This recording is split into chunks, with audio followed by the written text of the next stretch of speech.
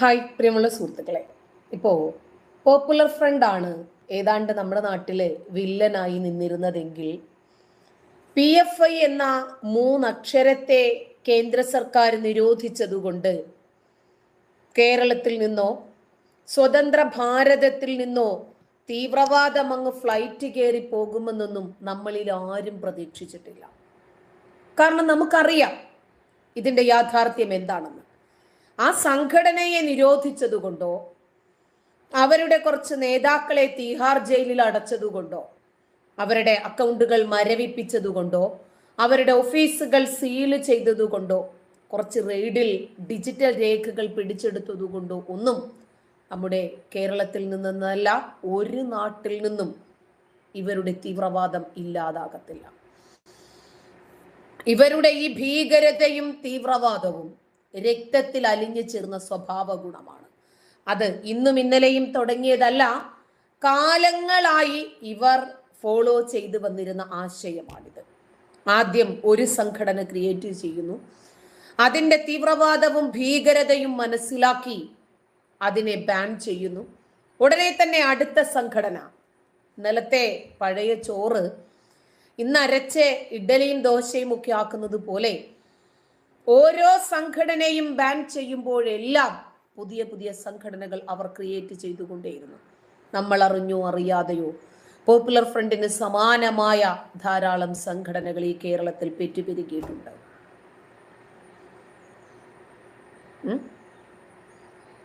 ഇത് പറയുമ്പോൾ തെറി പറഞ്ഞിട്ടൊന്നും ഒരു കാര്യവുമില്ല. നമ്മുടെ നാട്ടിലെ മാധ്യമ പ്രവർത്തകരെ സംബന്ധിച്ചിടത്തോളം അവർക്ക് SDPI എന്നും PFI എന്നും ഒക്കെ പറയാൻ പേടിയാ എന്ന് കരുതി പറയാതിരിക്കാൻ പറ്റുമോ? ആരെങ്കിലും പറയണ്ടേ ഈ യാഥാർത്ഥ്യം ഒന്ന് ലോകത്തോട് വിളിച്ച്. ഇവിടെ ഇവരേത് രൂപത്തിലുള്ള ആശയമായിരുന്നു വളർത്തിക്കൊണ്ടുവരാൻ ശ്രമിച്ചത് എന്നറിയാത്തവരല്ല അധികം ആളുകളും. അറിയാം, പക്ഷേ ജീവൻ ഒന്നല്ലേ ഉള്ളൂ, ജീവിതവും ഒന്നല്ലേ ഉള്ളൂ. അതുകൊണ്ട് പലർക്കും ഭയമാണ് ഈ യാഥാർത്ഥ്യം ഒന്ന് തുറന്നു പറയാൻ. നമ്മുടെ നാടിൻ്റെ മതേതരത്വത്തെ തകർത്തുകൊണ്ടിരിക്കുന്ന ഈ ആശയത്തെ, ഈ സംഘടനകളുടെ സംഘടിതമായ പ്രവർത്തനത്തെ സംബന്ധിച്ച് പറയാൻ പലർക്കും ഭയമാണ്. ഒരു ഹർത്താല് കൊണ്ട് തന്നെ കേരളം ഏതാണ്ട് പഠിച്ചു. നമുക്കറിയാം, കേരള ഹൈക്കോടതി ഭീകരവാദികളാണ്, തീവ്രവാദികളാണ് എന്ന് പറഞ്ഞ രണ്ട് സംഘടനകളാണ് പോപ്പുലർ ഫ്രണ്ടും SDPI. ഞാൻ സുഡാപ്പി ഫ്രം ഇന്ത്യ എന്ന് പറയണമെങ്കിൽ ഞാനൊരു തീവ്രവാദ സംഘടനയുടെ വക്താവാണ് എന്ന് പബ്ലിക്കായിട്ട് പറയാൻ ചില ആക്ടിവിസ്റ്റുകൾക്ക്, ചില ജേർണലിസ്റ്റുകൾക്ക്, ചില മാധ്യമ പ്രവർത്തകർക്ക്, അതല്ല ചില സിനിമാ പ്രവർത്തകർക്ക്, ചില കലാകായിക രംഗത്ത് മികവ് പുലർത്തി നിൽക്കുന്ന ആളുകൾക്ക് പറയാൻ കഴിയണമെങ്കിൽ എത്രമാത്രം ഈ തീവ്രവാദ സംഘടന നമ്മുടെ സമൂഹത്തിൽ സ്വാധീനം ചെലുത്തിയിട്ടുണ്ട് എന്ന് ആലോചിച്ച് നോക്ക്. നമ്മൾ കാണുന്ന SDPIയും പോപ്പുലർ ഫ്രണ്ടും മാത്രമല്ല, ഇവർക്ക് ഒരുപാട് പോഷക സംഘടനകൾ ഇഷ്ടം പോലെയുണ്ട്, ഒരുപാടുണ്ട്. നമുക്കറിയാം, ഒരുപാട് പോപ്പുലർ ഫ്രണ്ട് നേതാക്കളുടെ വീടുകളിലും ഓഫീസുകളിലും ഒക്കെ NIA റെയ്ഡ് നടത്തിയില്ലേ? കുറച്ച് നേതാക്കളെ അറസ്റ്റ് ചെയ്തില്ലേ? ഇതിൽ പ്രതിഷേധിച്ച ഒരു ഹർത്താൽ നമ്മൾ കണ്ടില്ലേ? ഇന്നത്തെ ചാറ്റ് ബോക്സ് നോക്കാതിരിക്കുന്നതായിരിക്കും ഭേദം. കാരണം അത്രയ്ക്ക് പോപ്പുലർ ഫ്രണ്ടുകാരുടെ കുരുക്കൾ പൊട്ടിയൊലിക്കും.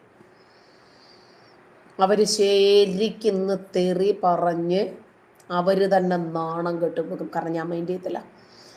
അതായത് ജനജീവിതം സ്തംഭിപ്പിക്കുന്ന രാഷ്ട്രീയ പാർട്ടികളുടെ ചില തോന്യാസ പ്രകടനങ്ങൾക്ക് സാധാരണക്കാരായ നമ്മളാണ് ഇരകളാക്കപ്പെടുന്നത്. അവരുടെ കുറച്ച് നേതാക്കളെ അറസ്റ്റ് ചെയ്തു. അതിന് സാധാരണ ജനങ്ങൾ എന്തിനു സഹിക്കണം എന്ന് ഏതെങ്കിലും മാധ്യമ പ്രവർത്തകർ ചോദിച്ചോ? ഇത് ഫാസിസമാണ് എന്ന് പറഞ്ഞ ആരെങ്കിലും ഇതിനെതിരെ രംഗത്ത് വന്നോ? ജനങ്ങൾ ഈ ഫാസിസത്തെ ചോദ്യം ചെയ്യണമെന്ന് പറഞ്ഞോ? ഇത് മനുഷ്യാവകാശ ലംഘനമാണ് എന്ന് പറഞ്ഞ ആരെങ്കിലും മുന്നോട്ട് വന്നോ? ഭരണഘടനയെ വ്യഭിചരിച്ചു കൊണ്ടിരിക്കുവാണ് ഇവർ എന്ന് പറഞ്ഞ ആരെങ്കിലും പുറത്തു വന്നോ? ഇല്ല. NIAക്ക് റെയ്ഡ് നടത്താമല്ലോ. ഭീകരവാദമാണെന്നും തീവ്രവാദമാണെന്നും അവരുടെ പ്രോട്ടോകോൾ അനുസരിച്ച് തെളിഞ്ഞാൽ അതിനു വേണ്ടുന്ന നിയമ നടപടികളുമായിട്ട് മുന്നോട്ട് പോവുകയും ചെയ്യാം. എന്തേ അറസ്റ്റ് ചെയ്യാൻ അവകാശമില്ലേ? ഇത്രേ ഇവിടെ നടന്നിട്ടുള്ളൂ. ആര് തെറ്റ് ചെയ്താലും ശിക്ഷിക്കപ്പെടണം. അത് ഞാനാണെങ്കിലും എൻ്റെ വാപ്പയാണെങ്കിലും നിങ്ങളാണെങ്കിലും ശരി, അത്രേ ഉള്ളൂ. അറസ്റ്റ് ചെയ്യപ്പെട്ടവരുടെ മനുഷ്യാവകാശങ്ങൾക്ക് വേണ്ടി ഇവിടെ മാധ്യമങ്ങൾ നിലകൊണ്ടു. സിദ്ദീഖിനെ അറസ്റ്റ് ചെയ്ത സമയത്ത് കേരള പത്രപ്രവർത്തക യൂണിയൻ ടൗൺ ഹാൾ എടുക്കുക. എന്തിന്? അയാൾക്ക് ഐക്യദാർഢ്യം അറിയിക്കുന്നതിന് വേണ്ടി. ഹിറ്റ് സ്ക്വാഡ് നേതാവ് കേരളത്തിൽ ആരൊക്കെ മരിക്കണം, ആരൊക്കെ ജീവിച്ചിരിക്കണം, ഒരാൾ മരിക്കണമെങ്കിൽ എന്തുകൊണ്ട്, ആരാൽ, എല്ലാം എഴുതി രേഖപ്പെടുത്തി വെച്ച് ഹിറ്റ് സ്ക്വാഡിനെ എവിടെ അടിച്ചാലാണ് ഒരു മനുഷ്യൻ കൊല്ലപ്പെടുന്നത് എന്നതിന് നേതൃത്വം വഹിക്കുന്ന ആളെ പിടിച്ചപ്പോൾ ഇവിടെ കേരള പത്രപ്രവർത്തക യൂണിയൻ രംഗത്തിറങ്ങി. ആരുടെ മനുഷ്യാവകാശം സംരക്ഷിക്കാനാണ് ഇവർ ഇറങ്ങിത്തിരിക്കുന്നത്? എന്നിട്ട് ഏറ്റവും ഒടുവിൽ ഒരു പോപ്പുലർ ഫ്രണ്ട് ഭീകരൻ, വൃദ്ധനാണ്, ഞാൻ ക്യാൻസർ പേഷ്യൻ്റ് ആണ്, എനിക്ക് എത്രയും പെട്ടെന്ന് ജാമ്യം വേണം എന്നൊക്കെ പറഞ്ഞിട്ട് കോടതിയെ സമീപിച്ചപ്പോൾ കോടതി ശരിയെന്ന്, ജാമ്യമല്ലേ വേണ്ടത്, അവിടെ പോയിട്ടിരിക്കെ, സമയമായിട്ടില്ല, തിഹാർ ജയിലിലേക്ക് വന്നിട്ടില്ലേ ഉള്ളൂ, 2 വർഷമൊക്കെ ഒന്ന് കഴിഞ്ഞോട്ടെ, നമുക്ക് ആലോചിക്കാം. ഈ രാജ്യത്തിനെതിരെ പ്രവർത്തിച്ചപ്പോൾ നിങ്ങൾ വയസ്സനായിരുന്നില്ലേ? ആ സമയത്ത് നിങ്ങൾ അർബുദ രോഗിയായിരുന്നില്ലേ? ആ സമയത്ത് നിങ്ങൾക്ക് ഇത്തരത്തിലുള്ള രോഗങ്ങൾ, ബുദ്ധിമുട്ടുകൾ, കുടുംബത്തെക്കുറിച്ചിട്ടൊന്നും ചിന്ത ഉണ്ടായിരുന്നില്ല. തൽക്കാലം അവിടെ പോയിരിക്കാൻ പറഞ്ഞു. പലതവണ ജാമ്യാപേക്ഷ നൽകിയപ്പോഴും എല്ലാം വലിച്ചു കയറി കൂപ്പയിലിട്ടു.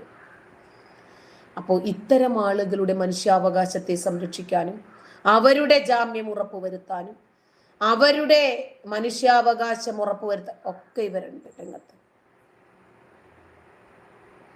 ആരെങ്കിലും അറസ്റ്റ് ചെയ്യപ്പെട്ട ഇത്തരം ഭീകരരുടെ അവകാശങ്ങളിൽ ഏതെങ്കിലും ലംഘിക്കപ്പെട്ടു എന്ന് നോക്കി അതിനെതിരെ പ്രതികരിക്കാൻ ഇവിടെ ആളുണ്ടായിരുന്നു.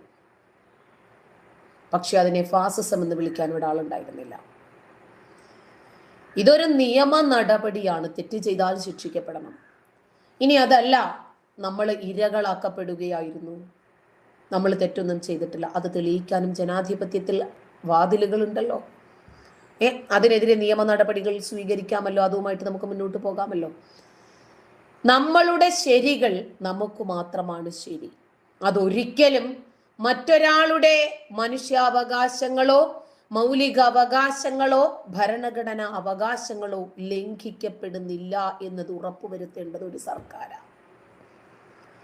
ഇങ്ങനെ മറ്റൊരാളുടെ മനുഷ്യാവകാശത്തെ ഹനിക്കുന്ന പ്രശ്നം ഇതിനകത്തുണ്ടെങ്കിൽ അതിന് നിയമ നടപടികൾ നേരിടേണ്ടി വരത്തില്ലേ?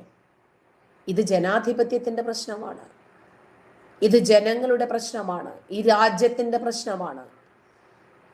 ഈ രാജ്യത്തിനെതിരെ അണിനിരക്കുന്ന ആളുകളെ കണ്ടുപിടിച്ച് നിയമത്തിന് മുമ്പിൽ കൊണ്ടുവരിക എന്നത് മാത്രമാണ് ഒരു സർക്കാർ ചെയ്തത്.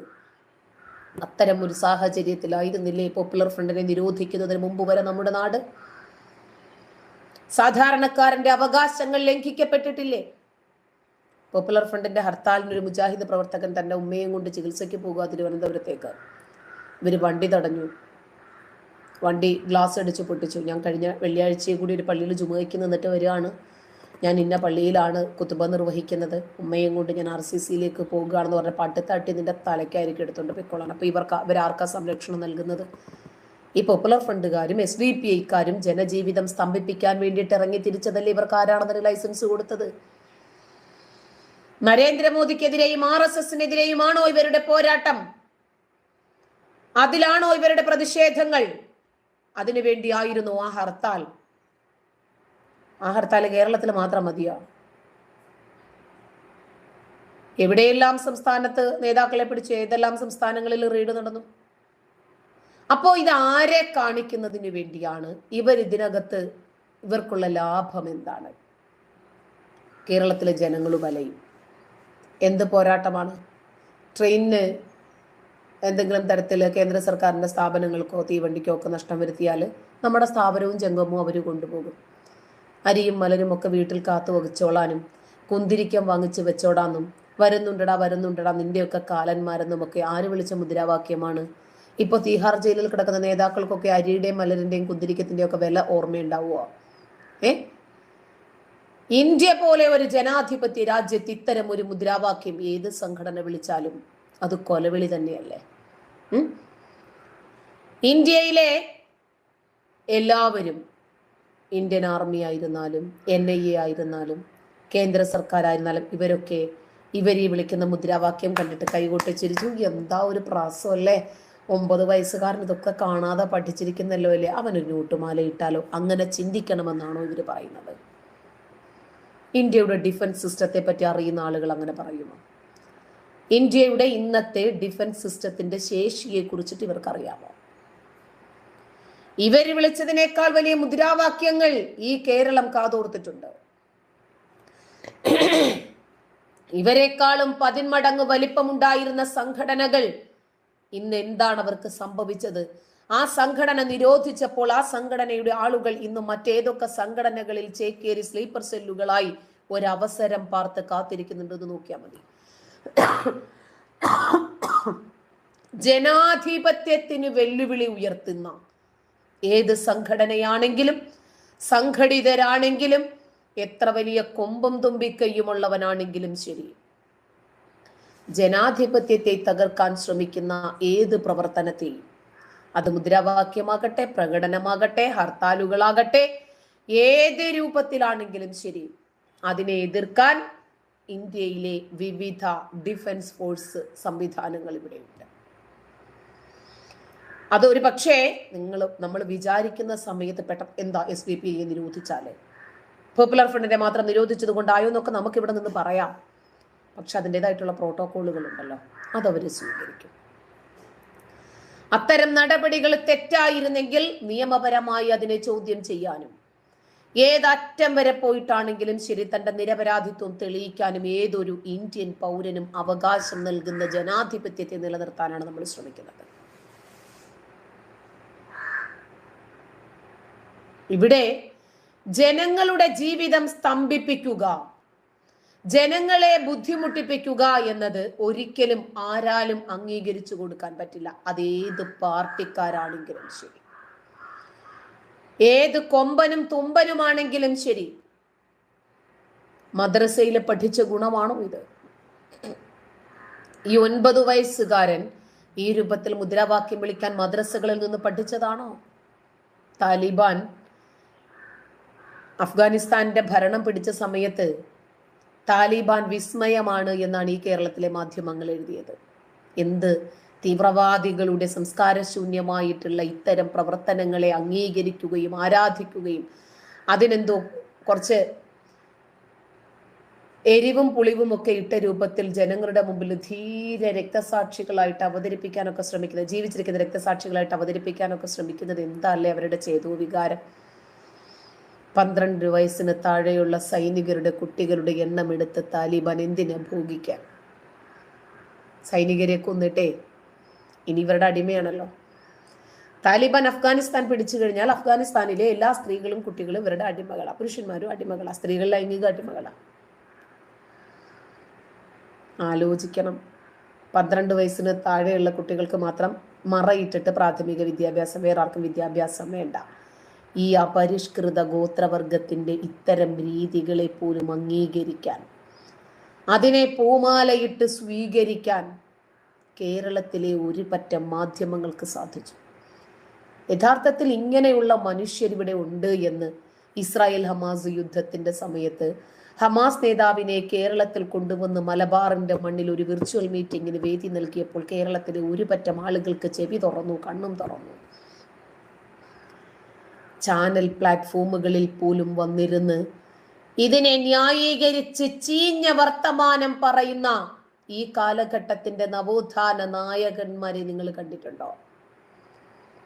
അവതാരകൻ പല ആവർത്തി ചോദിക്കുമ്പോഴും വീണ്ടും വീണ്ടും കിടന്നുരുളുന്ന കോമഡി പാർട്ടികളുടെ ചർച്ചകൾ നിങ്ങൾ കണ്ടിട്ടുണ്ട്. ഇവരെയൊക്കെ ചാനലുകളിൽ കൊണ്ടുവന്നിരുത്തി വീരപരിവേഷം കൊടുക്കുവാണ് നമ്മുടെ നാട്ടിലെ ചില ആളുകൾ.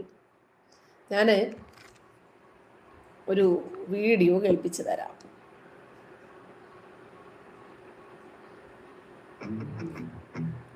തഹ കുഞ്ഞേ, ഞാൻ പണ്ഡിതയൊന്നും അല്ലടേ, എനിക്കറിയുന്ന വസ്തുതകൾ മാത്രമേ ഞാൻ പറയത്തുള്ളൂ. അറിയാത്തത് എവിടെ നിന്നെങ്കിലും കേട്ടിട്ടൊന്നും ഞാൻ പറയില്ല.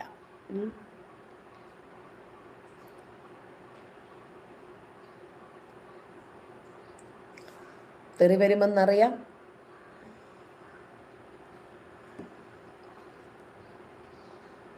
ലൈവ് കാണുകയും വേണം, തന്തയ്ക്ക് വിളിക്കുകയും വേണം. എന്താണ് പറയുന്നത് എന്നിവർക്കൊന്ന് അറിയണം. പ്രത്യേകിച്ച് പോപ്പുലർ ഫ്രണ്ടിനെ പറയുമ്പോൾ ഇവർക്ക് വേദനിക്കും, ഇവർ വരും. ഞാൻ അത് കേൾപ്പിച്ചു തരാം.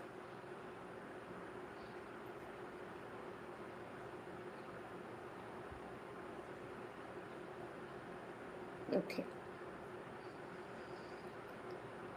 ഒരു ചാനൽ ചർച്ചയിൽ വന്നിരിക്കുവാണ്. ആലോചിക്കണം. അരിയും മലരും കുന്തിരിക്കവും ഒക്കെ റെഡിയാക്കി വെച്ചു. ഞാൻ പറഞ്ഞു വരുന്നത് മറ്റൊന്നുമല്ല, 2026 കേരളത്തിൽ നമ്മൾ പ്രതീക്ഷിക്കുന്നതിനേക്കാൾ വലിയ മാറ്റം സംഭവിക്കും. അത് ഞാൻ പറഞ്ഞുതരാം. നിങ്ങൾ എന്തിന്റെ അടിസ്ഥാനത്തിലാണ് പറയുന്നത്? നിങ്ങൾ എന്തിന്റെ അടിസ്ഥാനത്തിലാണ് പറയുന്നത്? അല്ല, കുന്തിരിക്കം മനസ്സിലാകുന്നില്ല. അല്ല, ഒരു സെക്കൻഡ്. കുന്തിരിക്കം വാങ്ങിച്ച് വീട്ടിൽ കാത്തു വെച്ചോളൂ, വരുന്നുണ്ട് നിന്റെയൊക്കെ കാലന്മാരെന്ന് പറയുമ്പോ ഈ കുന്തിരിക്കോ RSS തമ്മിൽ എന്താ ബന്ധം? RSS വീട്ടിൽ കുന്തിരിക്കം വാങ്ങിച്ചു വെക്കാറുണ്ട്. അതാണല്ലോ ചോദ്യം. RSSനെ പ്രതിരോധിക്കുന്നതിന് വേണ്ടിയാണ് ഞങ്ങളുടെ സംഘടനയും ഞങ്ങളും നിലനിൽക്കുന്നത് എന്ന് പറയുമ്പോ അരിയും മലരും കുന്തിരിക്കവും, ശരി, അരിയും മലരും ഒക്കെ കുന്തിരിക്കമാർക്ക് വേണ്ടിയാ? RSSകാര് മരണാനന്തര ചടങ്ങുകൾക്ക് കുന്തിരിക്കം ഉപയോഗിക്കാറുണ്ടോ? ചോദിക്കേ, പറയട്ടെ. അതിന്റെ മുന്നത്തെ വരി എന്താ അഭിലാഷ വായിക്കാത്തത്? എന്താ അതിന്റെ മുമ്പത്തെ വരി വായിക്കാത്തത് എന്താ? അതിന് മുമ്പത്തെ വരി അത് RSS ഗുജറാത്ത് അല്ല, ഇത് ഓർത്തോളൂ. വീട്ടിൽ കാത്തു വെച്ചോളൂ. അഭിലാഷിന്റെ ഈ ചാനൽ ചർച്ച അല്ല, ഇതിന് പറയൂ. കുന്തിരിക്കം വാങ്ങിച്ച് വീട്ടിൽ കാത്തു വെച്ചോളൂ എന്ന് പറഞ്ഞത് എന്താണ്? അത് പറഞ്ഞാൽ മതി. അഭിലാഷ് ഇപ്പൊ ഇവിടെ വിളിച്ച മുദ്രാവാക്യം ഉണ്ടല്ലോ. അഭിലാഷ് ഒറ്റ കാര്യം ഇവിടെ ചാനലിൽ ഉദാഹരണമായി പറഞ്ഞ ഈ ഭാഗം അത് ഞാൻ കട്ട് ചെയ്തിട്ട് ഞാൻ പ്രചരിപ്പിക്കുകയാണ്. അഭിലാഷ് ഹിന്ദുക്കളെ കൊല ചെയ്യും എന്ന് പറഞ്ഞിരിക്കുന്നു എന്ന് പറഞ്ഞാൽ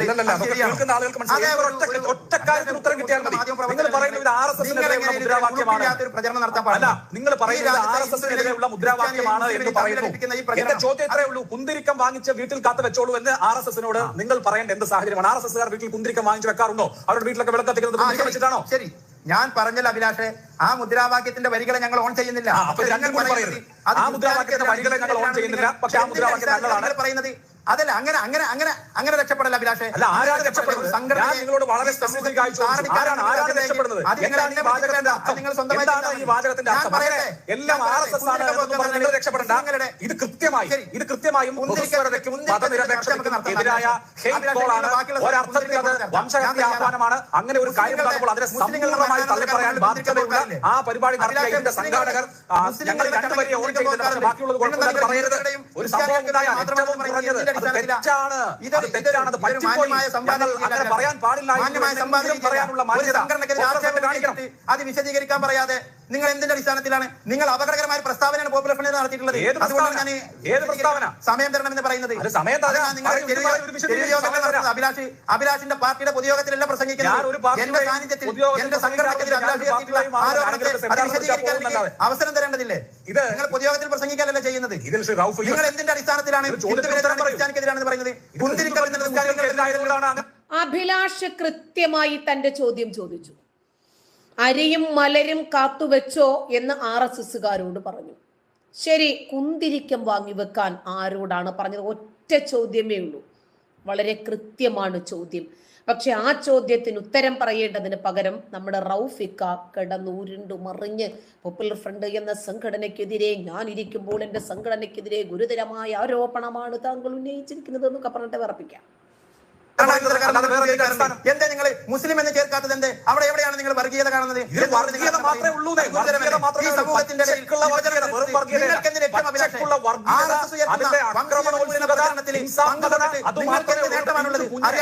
പാൽമണം മാറാത്ത ഒരു പിഞ്ചു കുഞ്ഞിന്റെ വായിൽ ഇത്രയും വലിയ വിഷം കുത്തിവെച്ചിട്ട് അത് നമ്മളൊക്കെ വിമർശിച്ചാൽ അതാണ് പ്രശ്നം എന്ന് പറയുമ്പോൾ അതെങ്ങനെ ശരിയാവും? ഈ ഒരൊറ്റ വാചകത്തിന്റെ പാൽമണം മാറാത്ത 9 വയസ്സുള്ള ഒരു കുട്ടി കളിപ്പാട്ടം വെച്ച് കളിക്കുകയോ അതല്ലെങ്കിൽ വീഡിയോ ഗെയിം കണ്ട് കളിക്കുകയോ കാർട്ടൂൺ കണ്ട് ആസ്വദിക്കുകയോ, നമ്മളൊക്കെ ഈ പ്രായത്തിൽ ബാലരമയുടെയും ബാലമംഗളത്തിന്റെയും പൂമ്പാറ്റയുടെയും ഒക്കെ പുറകെയായിരുന്നു. ഒരു മരത്തിന്റെ പുറകെ പോയിരുന്നിട്ട് ഓങ്ക്രീം കുട്ടിച്ചാത്താന്ന് വിളിച്ചിട്ട് നമ്മൾ നോക്കുമായിരുന്നു മായാവി വരുന്നുണ്ടോന്ന്. ഡിങ്ക എന്ന് ഉറക്ക വിളിച്ചിട്ട് നമ്മൾ നോക്കുമായിരുന്നു ഡിങ്കൻ നിക്കറും ഇട്ടിട്ട് കുന്തത്തിനകത്ത് വരുന്നുണ്ടോ എന്ന് നോക്കുമായിരുന്നു. നമ്മുടെയൊക്കെ പ്രായം അതായിരുന്നു. ആ സമയത്ത് നിന്ന് വ്യത്യസ്തമായി ഇന്ന് 9 വയസ്സുകാരൻ കേരളത്തിലുള്ള സകലമാന ഹിന്ദുക്കളെയും ക്രിസ്ത്യാനികളെയും ഇല്ലാതാക്കാനുള്ള കാലന്മാരാണ് ഞങ്ങൾ എന്ന് മുദ്രാവാക്യം വിളിക്കുന്നതിലേക്ക് വഴിമാറിയിട്ടുണ്ടെങ്കിൽ ഇതിന്റെ കാരണക്കാരാണ്? പാൽമണം മാറാത്ത കുട്ടിയെ ഇവരെ കുട്ടിക്കാലനാക്കി പറഞ്ഞു വിടുവാണ് മറ്റവരുടെയൊക്കെ തലയെടുക്കാൻ.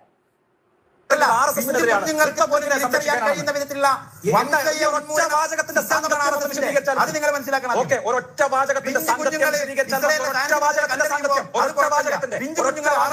മുദ്രാവാക്യം വിളിക്കുമ്പോ ആർക്കൊക്കെയാ ഹാലടങ്ങുന്നത്?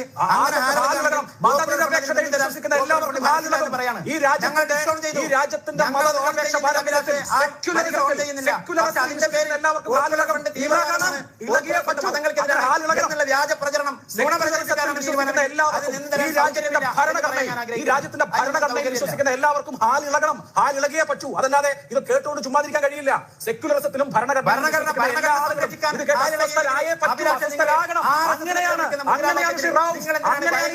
സംരക്ഷിക്കുക.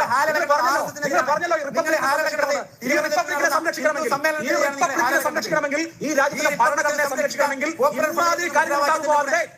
പറയരുത് എന്ന് പറഞ്ഞു പോകണം. അങ്ങനെ പറയുന്നവരെ അകത്തിടണം. അങ്ങനെയേ ഈ റിപ്പബ്ലിക്കിനെ സംരക്ഷിക്കാൻ പറ്റൂ. ഇനി താങ്കൾ ഈ മുദ്രാവാക്യത്തെ വിശദീകരിക്കൂ. പറഞ്ഞല്ലോ വീട്ടിൽ കുന്തിരിക്കം വാങ്ങിച്ചു വെക്കേണ്ടത്. ആ ചോദ്യത്തിനുള്ള ഉത്തരം കണ്ടല്ലോ. പി സി ജോർജിന്റെ ഉദാഹരണത്തിലൂടെ കണ്ടല്ലോ നമ്മൾ. പി സി ജോർജിന്റെ ഉദാഹരണമൊക്കെ നമ്മൾ ഒരുപാട് ചർച്ച ചെയ്തു. RSSകാർ എന്തിനാണ് കുന്തിരിക്കം വാങ്ങിച്ച് വീട്ടിൽ വെക്കേണ്ടത്? അത് പറയും. ചോദ്യം പറ. അത് അയാളിപ്പോ ജയിലിൽ ചപ്പാത്തി അയാളുടെ കാര്യം വിട്ടു. പറഞ്ഞല്ലോ ചപ്പാത്തി കഴിച്ച മുദ്രാവാക്യം RSSനെതിരെ ആയിരുന്നു എന്ന്. ശരി, എന്താണ് ഈ മുദ്രാവാക്യം? വെറുതെ വിട്ട ആഭ്യന്തര വകുപ്പിനെ വിമർശിക്കാൻ അഭിലാഷിന് കഴിയോ? ചോദ്യത്തിൽ നിന്നും എങ്ങനെ അതിവിദഗ്ധമായി ഒഴിഞ്ഞു മാറാം എന്ന് കോച്ചിങ് കിട്ടിയിട്ടാണ് വന്നിരിക്കുന്നത്. പലരും ചോദിക്കുന്നത്, നമ്മൾ ഒരുപാട് തവണ കേട്ടതല്ലേ ഈ വിഷയം ഇപ്പോൾ ഇവിടെ എടുക്കാൻ ഇവിടെ കാരണമുണ്ട്. ആ വീഡിയോ ഞാൻ കാണിച്ചു തരാം. അടങ്ങ്. പോപ്പുലർ ഫ്രണ്ടിനേക്കാൾ കൂടുതൽ വർത്തമാനം പറഞ്ഞിട്ടുള്ള ആളാണ് അഭിലാഷ്. കേട്ടോ, കണ്ട പരിപാടിയിൽ തന്നെ വർത്തമാനം പറഞ്ഞിട്ടുള്ള ആളാണ് അഭിലാഷ്. അത് നിങ്ങൾ കഴിഞ്ഞ എപ്പിസോഡുകളൊക്കെ വായിച്ചു നോക്കിയാൽ കണ്ടു നോക്കിയാൽ അറിയാം. അപ്പൊ അതൊന്നും വേണ്ട. പി സി ജോർജിന്റെ കാര്യം കാണാൻ നിൽക്കട്ടെ. ഇപ്പൊ ഇതിന് മറുപടി നിങ്ങൾ പറയുന്നു RSSനെതിരെയാണ് മുദ്രാവാക്യം വിളിച്ചത്. എന്ന് പറഞ്ഞത് ഏതാണ്? ഉത്തരം പറ.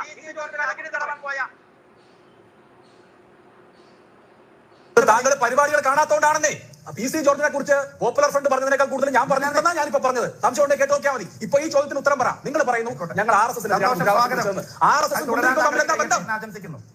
RSSും കുന്തിരിക്കവും തമ്മിൽ എന്താ ബന്ധം? നിങ്ങൾ RSSനെതിരെ മുദ്രാവാക്യം വിളിക്കുമ്പോൾ കുന്തിരിക്കം വാങ്ങിച്ച് വീട്ടിൽ കാത്തു വെച്ചോളൂ എന്ന് പറയുന്നത് എന്തിനാ? RSS പ്രാന്ത സംഘചാലകരോടാണോ പറഞ്ഞത്? ഈ ചർച്ചയിൽ തമ്മിൽ എന്താ കച്ചവടമുണ്ടോ? കുന്തിരിക്കോ ചർച്ചയും തമ്മിൽ എന്താ ബന്ധം? മുദ്രാവാക്യമായതുകൊണ്ട്.